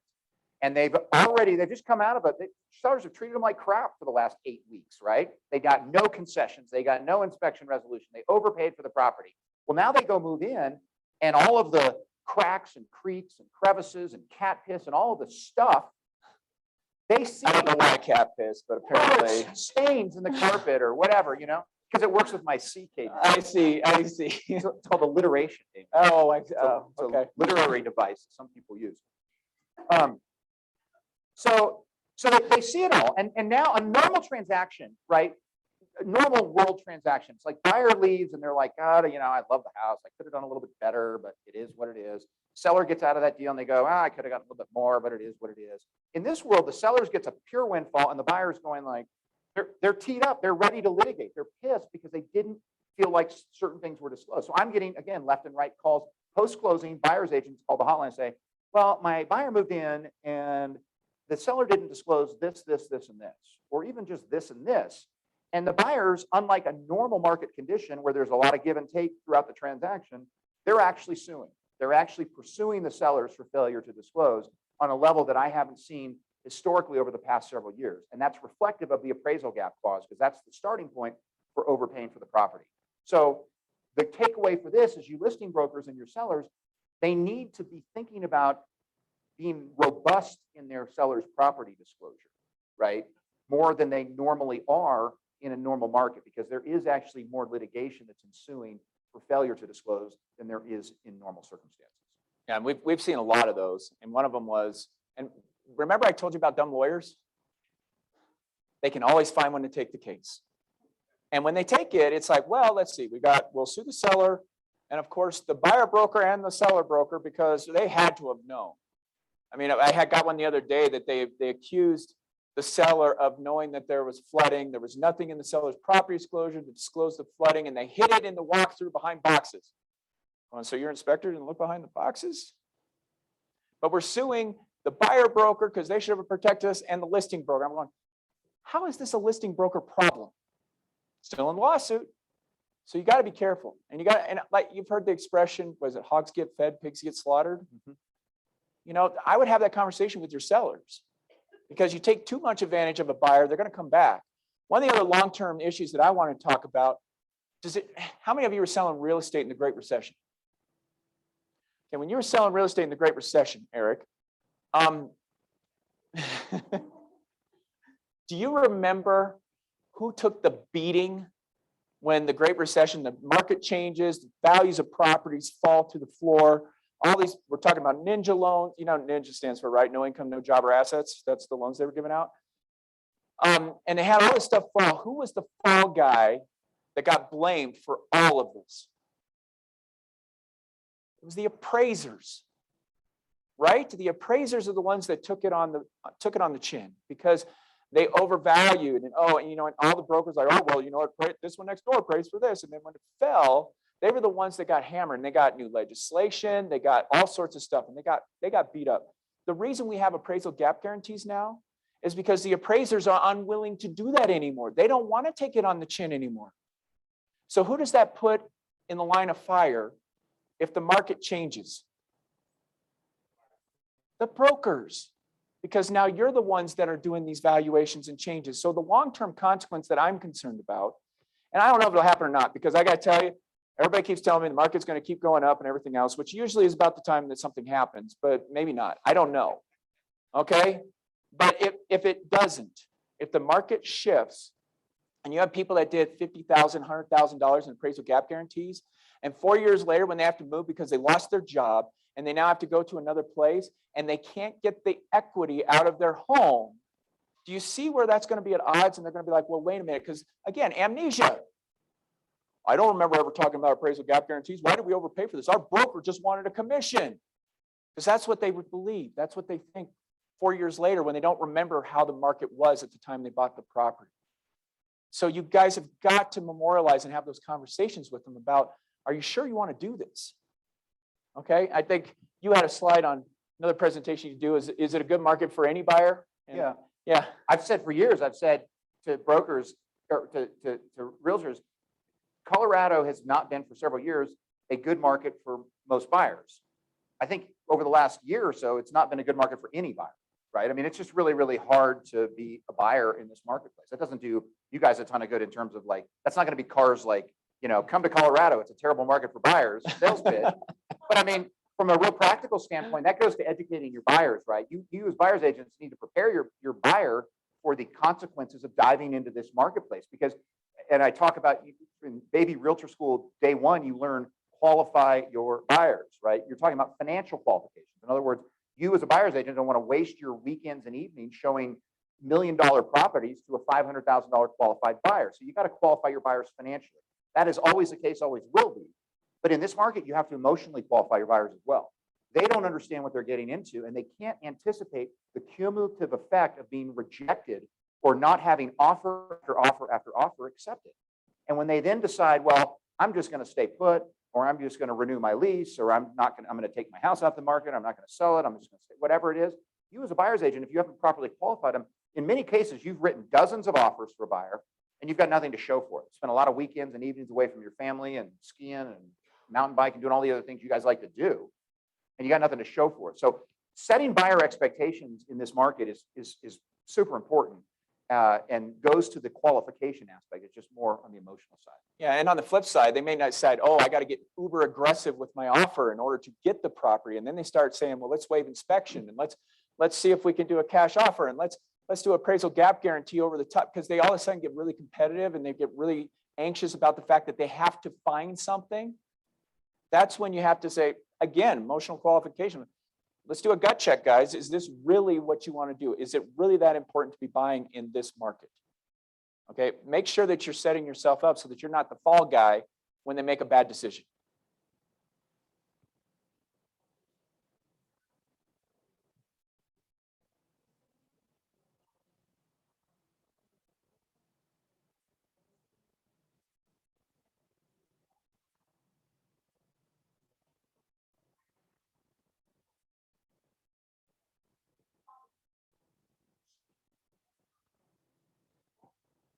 No. So the question is about 4.1. Question is about 4.1 as to whether or not when you check the box that said you have the funds available, should you not be checking that if you have a loan? Go ahead. It's funds immediately available and verifiable in an amount not less than cash at closing. That's the statement. And so if it's truly a cash deal, truly a cash offer, then you would check that box and you would have cash at closing meaning that you're making, otherwise, if a buyer is checking that box and they don't have those funds available, then they're entering the contract in bad faith. And I would argue their earnest money is forfeited from the inception of the deal, right? So if they're misrepresenting the availability of those funds, and as a listing broker, you want to be asking for proof of funds that they should be immediately available and verifiable. So you ought to be able to get something that shows that as a listing broker on behalf of your seller. But I think what you're referring to is the fact that there's a difference between writing an all-cash offer and waiving your loan and then not checking that box. So if you write an offer that says cash at closing and you waive your loan, but you don't check that box, what the buyer is essentially saying is, I still have to go secure my funds because I don't have them immediately available and verifiable. I'm just not going, if I enter this contract and I can't perform because I'm not able to get my loan, I'm going to lose my earnest money. That's the difference there, is understanding the distinction between checking that box and not checking that box. Does that make sense? Yeah, I think that does that answer your question? Yeah. No, it's the cash at closing. But what he's saying is that if a buyer says, look, I'm going to waive my loan contingency, I can't verify that I have the funds because I'm still waiting to get my loan through. So that would be, don't check the box. But one of the big things I'll tell you on that contract that is a gotcha for you guys is that you do not have a right to demand verification of the funds. It's just a representation. There's nothing in the contract that says that the seller is entitled to getting something from the buyer that shows they have those funds. So if that's important to your seller, you should be asking for it before you sign the contract. Or have a clause that requires them to. Or have a clause. I would ask for the contract, but yeah, I mean, if you're getting a cash offer like that, then you definitely should be asking for that before your seller gets themselves under contract. Or like you could have there. I've seen clauses that essentially say seller agrees to deliver proof of funds within 2 days after mutual execution or whatever. Real quickly, I'll tell you this quick story because we talk about appraisal gap clauses and we know that they are stupid and very risky for buyers. I'm going to tell you a story about how they're risky for sellers. Appraisal gap clauses, there was a lot of confusion when they first started bubbling up at the beginning of this year, maybe it was end of last year. A lot of people believed that they were binding, a normal appraisal gap clause was binding on both the seller and the buyer. Well, they are binding on both, but a normal appraisal gap clause will only obligate the buyer to bring additional money. It doesn't reciprocally, in most cases, obligate the seller to reduce their purchase price. Unless you wrote it that way. Unless it's written that way. I have 3. And this is the issue now. So here's the story. So I get a call from a Grand County realtor, and this is a property in Granby. It was a cabin in Granby, a $415,000 list price. Multiple offers, more than 20 offers on the thing. It goes under contract at $510,000.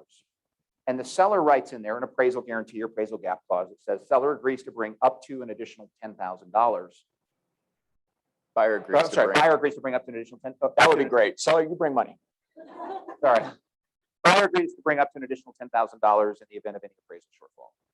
So normal appraisal gap clause, the appraisal is going to force the buyer to bring $10,000 more, but it shouldn't force the seller to reduce purchase price from $510,000, correct?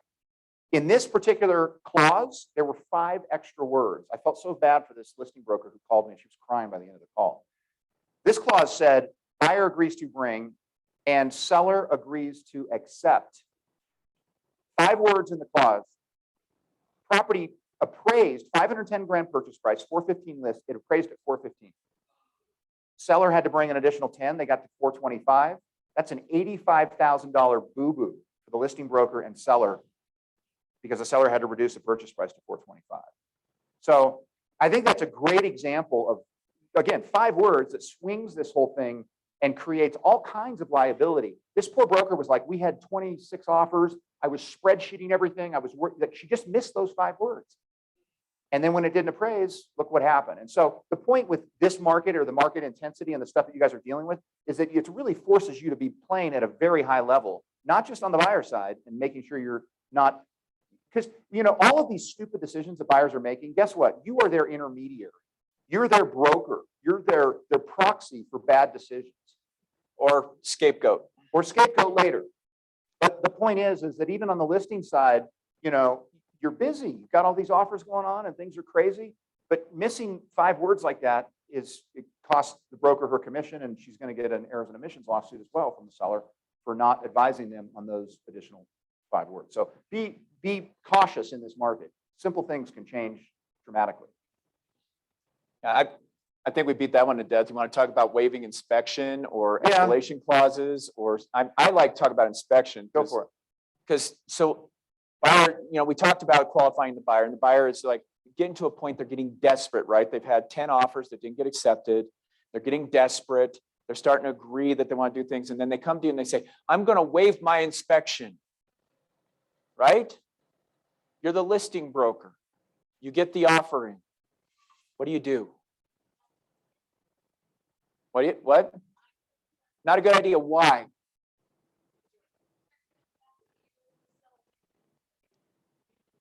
They're going to come back and blame you guys because the property's not perfect. Everybody see that? I mean, I got to tell you, it's been nasty. Like Scott said, the buyers think if I'm overpaying on the property by $50,000, it better be perfect. And so they say, well, we'll waive the inspection, but then they come back and say, well, you didn't let us have an inspection. They forget that they were the reason that it got waived to begin with. So if you're a listing broker, put it back in. Counter. You guys don't have to accept what the buyer broker sends over to you guys. And that goes for bad clauses too. When you're talking appraisal gap guarantees that haven't been run to ground, or escalation clauses that don't make sense, or any of these other crazy things that we're seeing. As a listing broker, don't be afraid to say, this one's deleted, this one's deleted, this one's deleted, and this one's deleted, and we're going to spell it out my way. I'd rather hold the pen than rely on the language of somebody else. I can't tell you how many times I get told, oh, well, yeah, but the buyer broker wrote that. So you had your client sign it. Everybody see the problem? So make sure that you're in control of that contract and you understand what it says and you understand what the implications are and explain it. That is part of your responsibility of that license you have that gives you the right to practice law.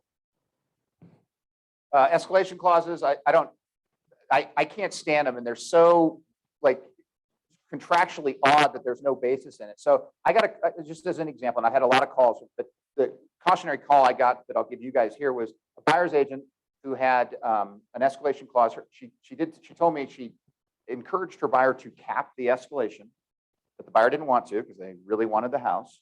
So they didn't cap the escalation clause, and there were multiple offers. 3 of the multiple offers had their own escalation clauses. And so she said that the listing broker and seller essentially took the 2 offers, escalated them up back and forth, back and forth, back and forth till they got to the point, and then they threw her buyer's offer on top.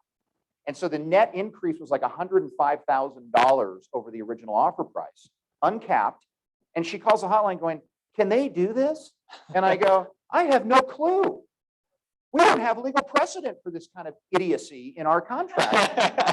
Like, I don't know. I mean, yes, I guess. Did you have a clause that precluded them from escalating based on other escalation clauses?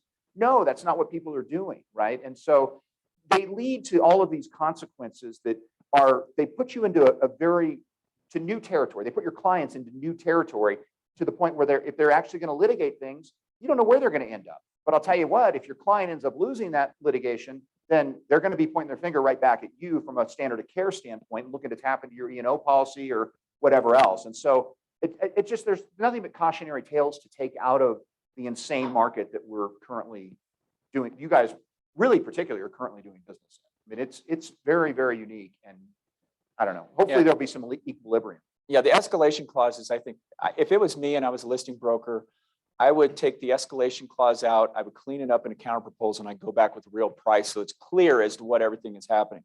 I've seen two different instances. One where they put an escalation clause in, but they didn't say when it went away.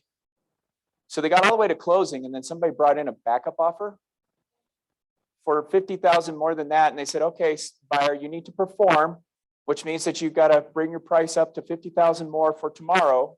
It's closing. Oh, you have a loan, you mean you can't qualify? We'll just take your earnest money and we'll just move on to the next one. I saw another one where it went the other way, right? It was had an escalation clause and they had this little language that says, and you must provide copies of all the other offers. They had offers. I believe they had offers, two of them. And then after they went under contract and they sent an amend extend over and they changed the price and everything so that they could get the loan and everything else worked out. And as they got to the week before closing and the buyer says, oh, by the way, we never got a copy of those contracts. Send them over, please, to verify that this is the right price. Well, it was in a software company's form. The broker did not keep a PDF of it. The other two brokers had hidden the offers. One of them had lost her buyer, had no interest in cooperating to do anything. The other one said, I can't find out, I don't want to deal with it. Price came down 25,000. So take them out when you're done. I mean, that's fine if you see them, but if you're a listing broker, make sure you know what the heck you're dealing with because these come and bite you later on in the transaction. All right, that's a lot on escalation clauses. Insane markets. Yeah, unless there's questions, go ahead.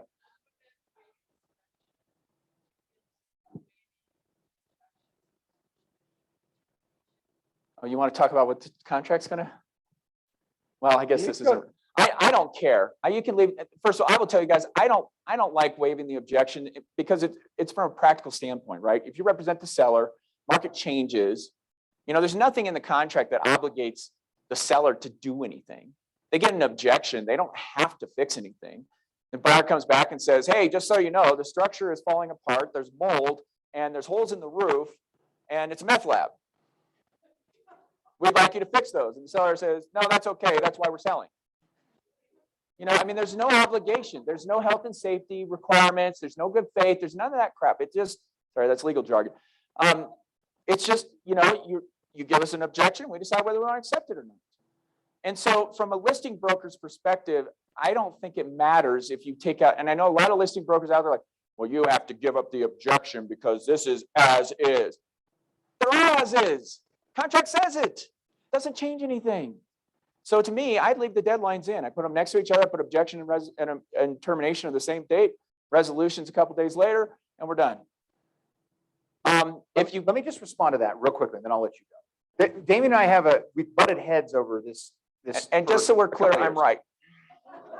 And I'm not saying that you're wrong, but what I'm saying is the one reason that I like termination as a standalone, because you have sellers sometimes that say, under no circumstances am I doing anything. I don't want to hear it. I don't want an objection. We're not going to resolve, period. They want you to write. I think I'll put it this way, better than waiving, or better than, it's better to keep the termination deadline by itself than add your own as-is clause, because it's stupid. Agreed. Right? So what my point is that to have a termination deadline and get rid of objection and resolution, it does emphasize to a buyer your seller's absolute adamancy that they're not going to do a damn thing. And so it does help to some degree set expectations. And that's why one of the reasons that I do like it as a standalone. Buyer's going to inspect, they're either in or they're out, and that's it. But Damian's point is right. There's nothing that would ever preclude the seller from just saying no, but it does, at least in terms of the contract at the inception, it does a good job of helping set the buyer's expectations with regard to the seller's perspective on anything with regard to inspection. So now the reason I don't like it is because a lot of times I've seen sellers that the buyer will be like, okay, I get it, it's as is and everything else. And then they find out that there's hail damage to the house. And they're like, hey, there was hail damage and we're not really, there's hail damage and we'd like to have it fixed and you'll have to disclose this to the next buyer. And if all you have is a termination, you put yourself under this gun not to have some time to figure out what other options are out there. So that's why I like the objection, because there are small things that come up like CO2 detectors or hail damage or something that the seller is likely going to have to deal with the next buyer anyways. And being able to keep the deal together because they have a right to object and figure out a resolution, to me, helps. Now, you can still do that with the termination. You can obviously still do an amend extend. It's just, to me, it helps talk to the seller about, look, you don't have to do anything, but sometimes there's things that come up that we might want to deal with, so let's give them a right to object. So that's my take on it. So take whichever one you like, talk to your sellers, maybe they have a different opinion, or maybe they want to choose one or the other. Either way works, really. You were going to say something else. I cut you off. No, that was what it was going to say. Okay, well, there you go. Let's talk quickly about this one, because this is another hot Summit County market issue, and that's the rights of first refusal. We're seeing a ton of these. So here's the deal. As you guys know, embedded into your community and a number of your condo associations, as well as a couple of other communities. I've seen them in Vail quite a bit. I've seen them in Aspen quite a bit.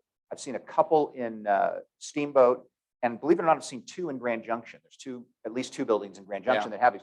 These things flow out of the 1960s and 70s. So a lot of condo buildings that were built in the 1960s and 70s, they have these stupid clauses. Oh, they're great. They have HOA bylaws that require right of first refusal. Any other person in the association has the right to step in and take the contract, right? And so these have become a real point of contention, because in a normal market, a lot of other owners in the association just go, yeah, I'm good. I don't need another unit here, right? But in this market, with things so competitive and hot, a lot of these other owners are executing or accepting the rights of first refusal. They're exercising, is what I'm trying to say, the rights of first refusal. Well, that's leading to some problems that we're seeing a lot of at CAR with regard to procuring cause. So you've got a broker who writes the offer for buyer number one, presents it to the listing broker. That offer then gets shopped to the rest of the association. Another broker steps in and represents one of the other owners in there who exercises the right. Who gets paid? The listing broker. Well, the listing broker is who's got the obligation to pay. They're the ones who've offered compensation. But it becomes a procuring cause dispute in our arbitration, in our pro standards process. It's a procuring cause arbitration. You've got buyer broker number one who writes the offer and says, I deserve payment because I was the procuring cause. By presenting my original offer on behalf of my buyer, I set into motion the continuous sequence of events that led to a successful closing. And then you've got buyer who ultimately closes saying, no, that they weren't the procuring cause. My broker was, or the broker who writes the offer was, because they actually got, they had the offer that was actually accepted. They represented the buyer through to closing, and so they deserve to get the commission, right? It's a legitimate dispute, and we're seeing it all the time because there's no policy. There's no MLS policy. There's nothing that clarifies who should get paid or who that offer of compensation is extended to. I know there's market customs, but I got to tell you, we've had arbitrations resolved in both directions. In other words, I've seen in the last 6 months, I think I've seen two where the broker who wrote the original offer won the arbitration. And then we saw one, a pretty big one, out of not this market, but another market up here in the mountains, where the broker who represented the ultimate buyer, the person who, the other owner in the association, they won the arbitration. And they all have kind of the same facts, right? So it's very interesting. And I don't know, we've talked a lot about the implications of this as it relates to MLS policy. I would love to see some MLS policy around it. So it's no longer a question of two brokers trying to fight it out over who's procuring cause, right? Even if it meant splitting commission between the two brokers or coming up with something that was equitable. So at least you had, hey, there's a first right of refusal in this property. I know that if it's exercised, this is what happens. The surety would be really good for all the brokers in those MLSs. Yeah.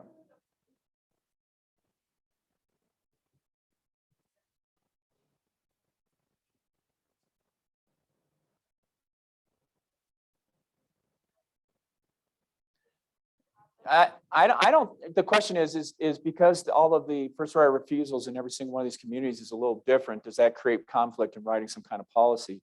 I'm not sure you have to get into the details. I think what it comes down to is, did the broker who represented the person that exercised the right of first refusal close, or did the broker who, that wrote the offer, does he get paid? I mean, it doesn't, it just comes down to as to which buyer that was represented, how does that work? And you could do stuff if one's represented and one's not, or they're both not, whatever. I think you could put policy around it. I don't know if there's issues or not, but to me, it seems like it'd be pretty straightforward. To your point, though, they are often terribly written in the bylaws. They're not clear. Yeah. And I hear about that, an issue. We've seen some of them just be very confusing.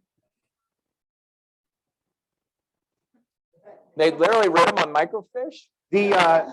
Remember though, these are, in my view, came out of what would probably be fair housing violations now, right? In other words, they were put in at the original declaration of these properties back in the 70s because they wanted all the other owners to kind of get a look at who's coming in, who's buying, and to exclude them, and to potentially exclude them if they wanted to exercise that right. So there could be at some point some federal challenges as well. I have had conversations. For some reason, our state has more of them, and it's always seems to be resort communities that have them, with the, like I say, exception of Grand Junction. But we have more of them in our state than NAR is aware of in other states around the country. So it's maybe there'll be some action taken against the validity of them to begin with. But anyhow, we're getting the 1 minute warning here. Yeah, we can. Sure. Except I'm going to knock one of these things off real quick. Nobody asked me about let them eat cake. Let them eat cake. Let them eat cake. Oh God. This is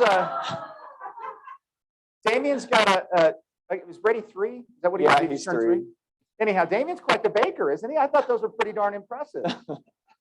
So anyhow, if you need legal advice or some kind of cake, he's the guy to talk to. All right, 2 questions. Go for it.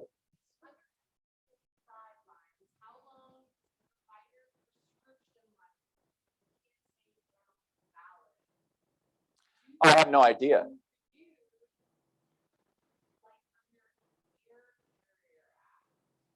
Well, the Air Carrier Act was the one that essentially said that the service animals are allowed on the planes, but the emotional support are not.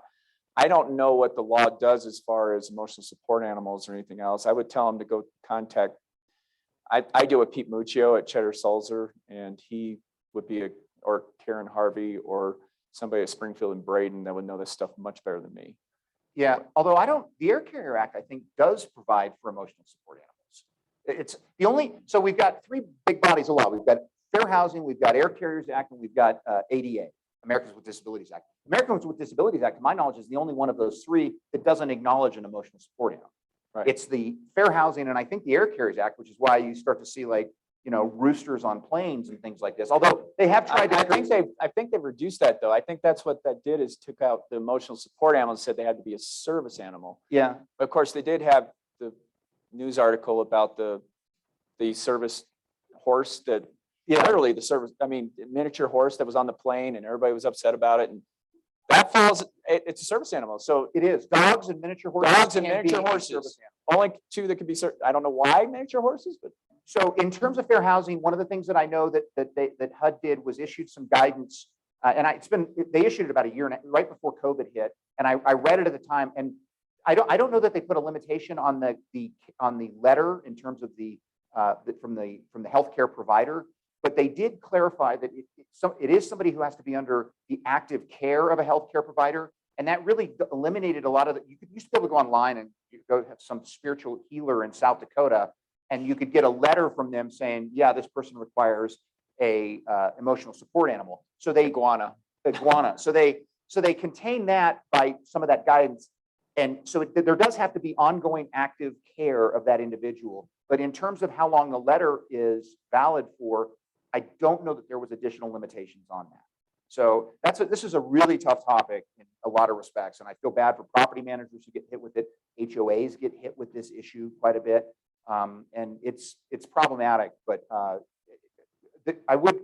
happy to set forward the guidance that was issued by HUD that did try and curtail some of the abuses that were pretty blatant taking care of that. I don't think it went far enough, but it helped a little bit. What was the other one? Why do we not ask for permits on the seller's property disclosure? It's far more important to me. Houses could be bought and sold for years without anyone knowing. Well, so first of all, certificate of occupancy, that's if the seller did a remodel or something and got a permit and didn't close it out, then that's an adverse material fact. And if that's something that has to be disclosed, they can put it on there. But, you know, if a seller, we've seen several instances up here included where the seller moved in and they didn't realize that the seller before them didn't get the certificate of occupancy. Well, that doesn't make this seller liable because it's a disclosure issue. And frankly, you know, there's a duty to inspect by buyers. Buyers have an obligation to go and do, you know, it's caveat emptor. And that means go do whatever inspections you want. So a lot of these buyers that are upset, you know, first of all, the question is, did the seller know? Should the seller have disclosed? But the buyer also has some culpability too, because they could have gone down, this is public record, could have gone down to the county, they could have done their own investigation, they could have found out whether or not there was a certificate of, if there was a permit or whether it was closed out or investigated. And frankly, that's probably something you should be giving advice to buyers about, hey, if this is important to you, you should probably go down to the zoning department or the building department or whoever else and make sure that you know that everything looks okay, because that's part of their duty to investigate. You can't just assume that the seller knows and then had to be disclosed. So that's my answer to that. Yeah, and the seller, so I get that question a lot on the seller's property disclosure, and we could probably clarify this a little bit better, but there is a line that speaks to property is not in compliance with local or municipal regulations or something like that. What that is would be building code. In other words, if a property wasn't if permits weren't pulled, the seller knows that, and they would not be in compliance with local or municipal regulations. They wouldn't be in compliance with building code. So it is a disclosure issue. It's just a lot of brokers seem to miss it, and because it doesn't refer specifically to building code or permits or anything like that. But that is what that line on the SPD is intended to refer to. Absolutely. Yeah, you're right. Absolutely. Yes.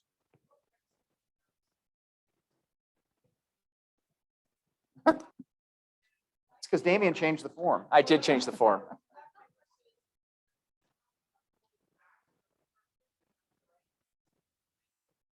Nope. Because, well, I'll tell you why it came out is because there was plaintiffs' lawyers representing buyers that were using the seller's property disclosure as their gotcha, because some seller who was filling it out to the best of their knowledge ended up checking no instead of I don't know on boxes that they really didn't know, but they thought, oh, well, I don't remember there being any flooding, so I'll just check no.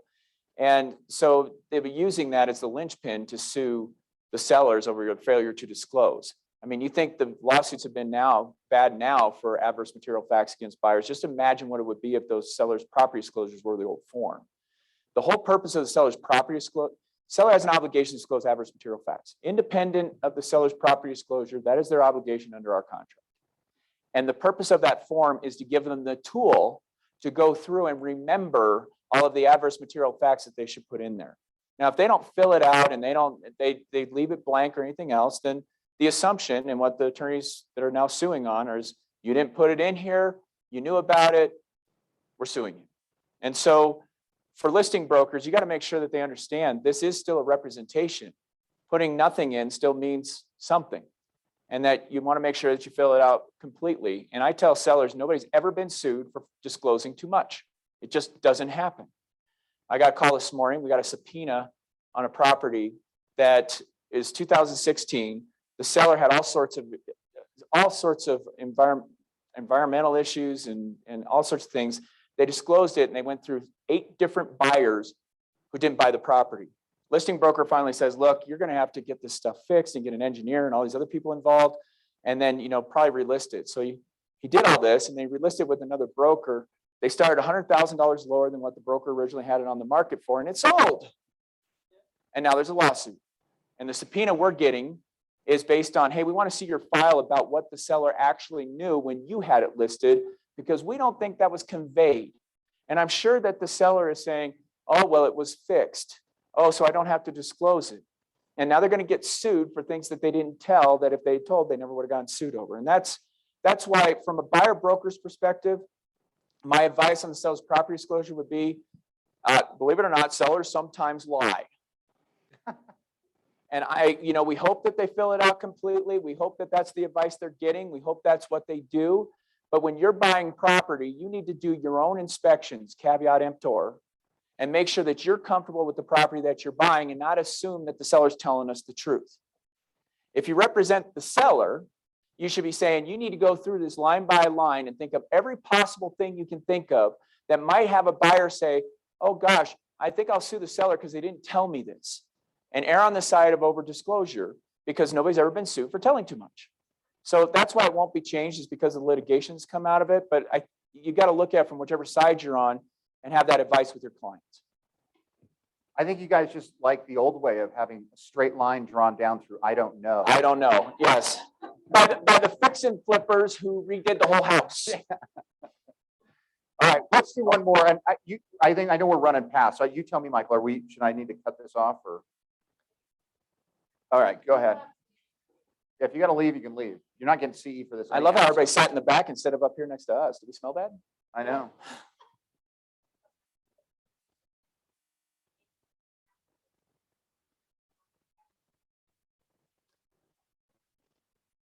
I think if you're a listing broker, you should. I'd say, hey, I noticed you, particularly if you know something, like they told you something and then they didn't put it on there. Because remember, you have an independent obligation to disclose adverse material facts.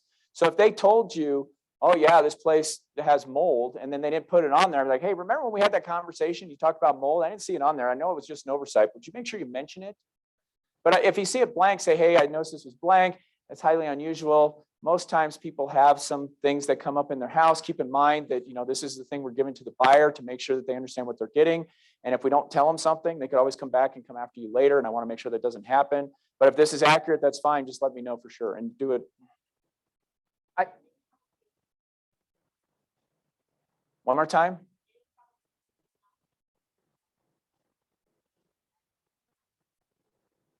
Is there any problem putting I don't know in the HO? I don't have any problem with them putting whatever notes they want in the comments section. I don't mind if they'd say, well, it's not a yes, but we did have the sewer line fixed last year. Great, put in there, sewer line was fixed last year, and don't check the yes box because it's not a problem. But at least you gave them notice. I've seen that one come up too, where the seller got sued and said, well, you knew that you fixed the sewer line, and it turned out they didn't do it very well. And then the seller got sued because he knew about an adverse material fact they should have disclosed, and they lost. Shouldn't have, but they did. I think this point was made, but I know a lot of buyer brokers and buyers don't like the fact that the SPD is blank. I do like the fact that it does key in now a buyer to the things where there are disclosed problems rather than just having, a bunch of checks everywhere that's easy to miss. But I think for a listing broker, the biggest important thing you can sort of give to them is the fact that not checking anything is an affirmative disclosure.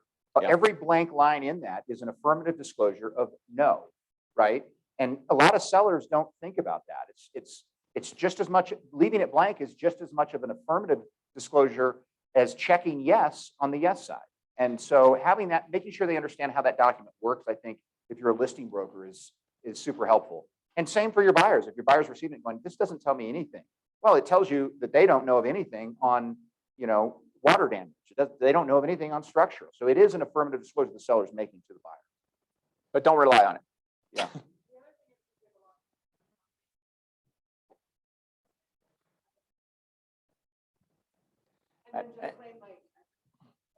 Which I think is probably, they probably know something. I mean, like, oh, I don't have any idea. My property manager. Well, I think they'll get the property manager to tell you what's going on. What I would tell them is this: look, if you have a property manager or a house sitter or whatever it is that knows something about it, maybe we should have them look at this form and see if there's anything in there. My concern is that if you don't fill it out completely and one of those guys knew something that we should have put on the disclosure, then maybe the buyer comes back and sues you later because they say, well, you should have known, or that you did know by virtue of them. But if you don't know anything, you don't know anything. I won't tell a seller he has to, well, come up with something. I mean, but I would definitely have the conversation with them. Yeah. But this is important as well. Your sellers have to understand that when they say they're not going to provide the seller's property disclosure, what they're saying is they are not going to complete the state form commission seller's property disclosure as defined in the contract. That is the commission approved form.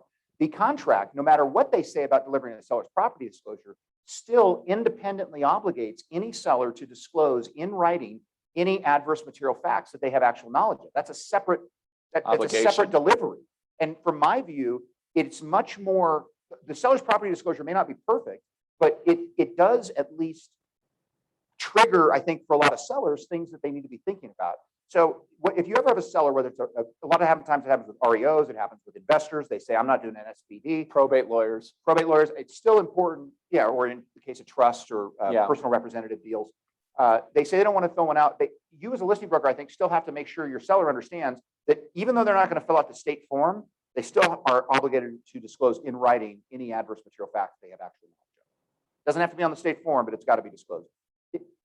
Uh-oh. One more. She's had her hand up for so long. And she's on the floor for crying out loud. Go ahead.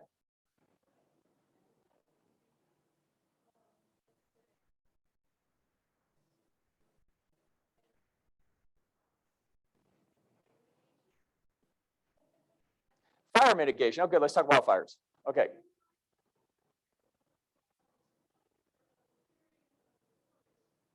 Oh. So the question is that they're going to come in and they're going to remove trees and do fire mitigation for the house, and the buyer's buying the property before the mitigation occurs. Not on the property, but it's in the national forest that they're doing this. I would disclose. I will tell you, there is very rare circumstances you can ask me, do I need to disclose? And my answer will not always be yes. Okay, I mean, stigmatized property, maybe. ADA or fair housing violations. That's about it.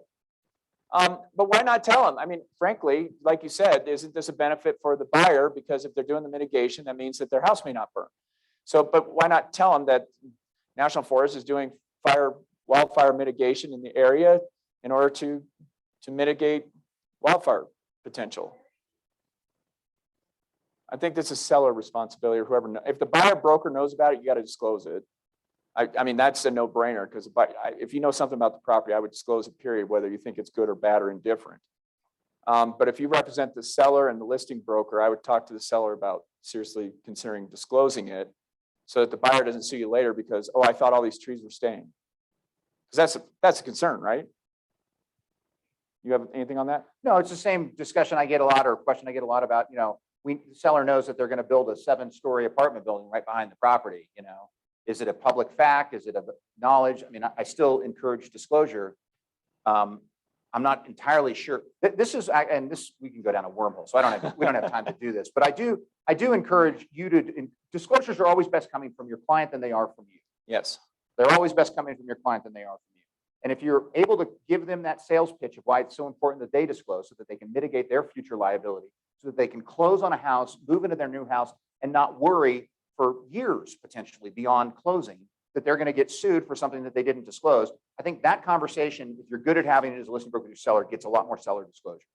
Generally speaking, and I think this is what you were alluding to, if you're asking the question about disclosure, it's probably a disclosure, right? That's probably what is the materiality in the adverse material. It's not it. So is it a fact? Yes or no? That's the test. Yes, it's a fact. Is it adverse? The test for, is it material? The test for materiality is, would a reasonable buyer want to know this fact? And if you're asking the question, my guess is it's yes. And then the third part of the adverse material fact is it adverse? Is there some negative implication to it? Well, of course there is. Otherwise, if it's not an adverse material fact, then it's just a good material fact. And you'd be advertising. Yeah, it's in your marketing material.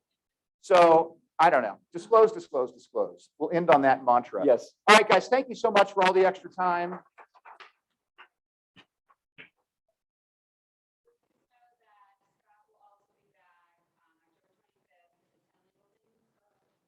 Ten things.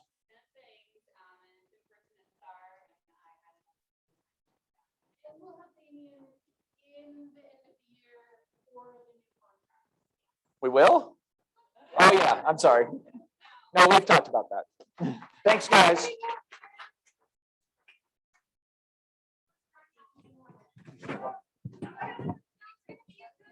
That was good.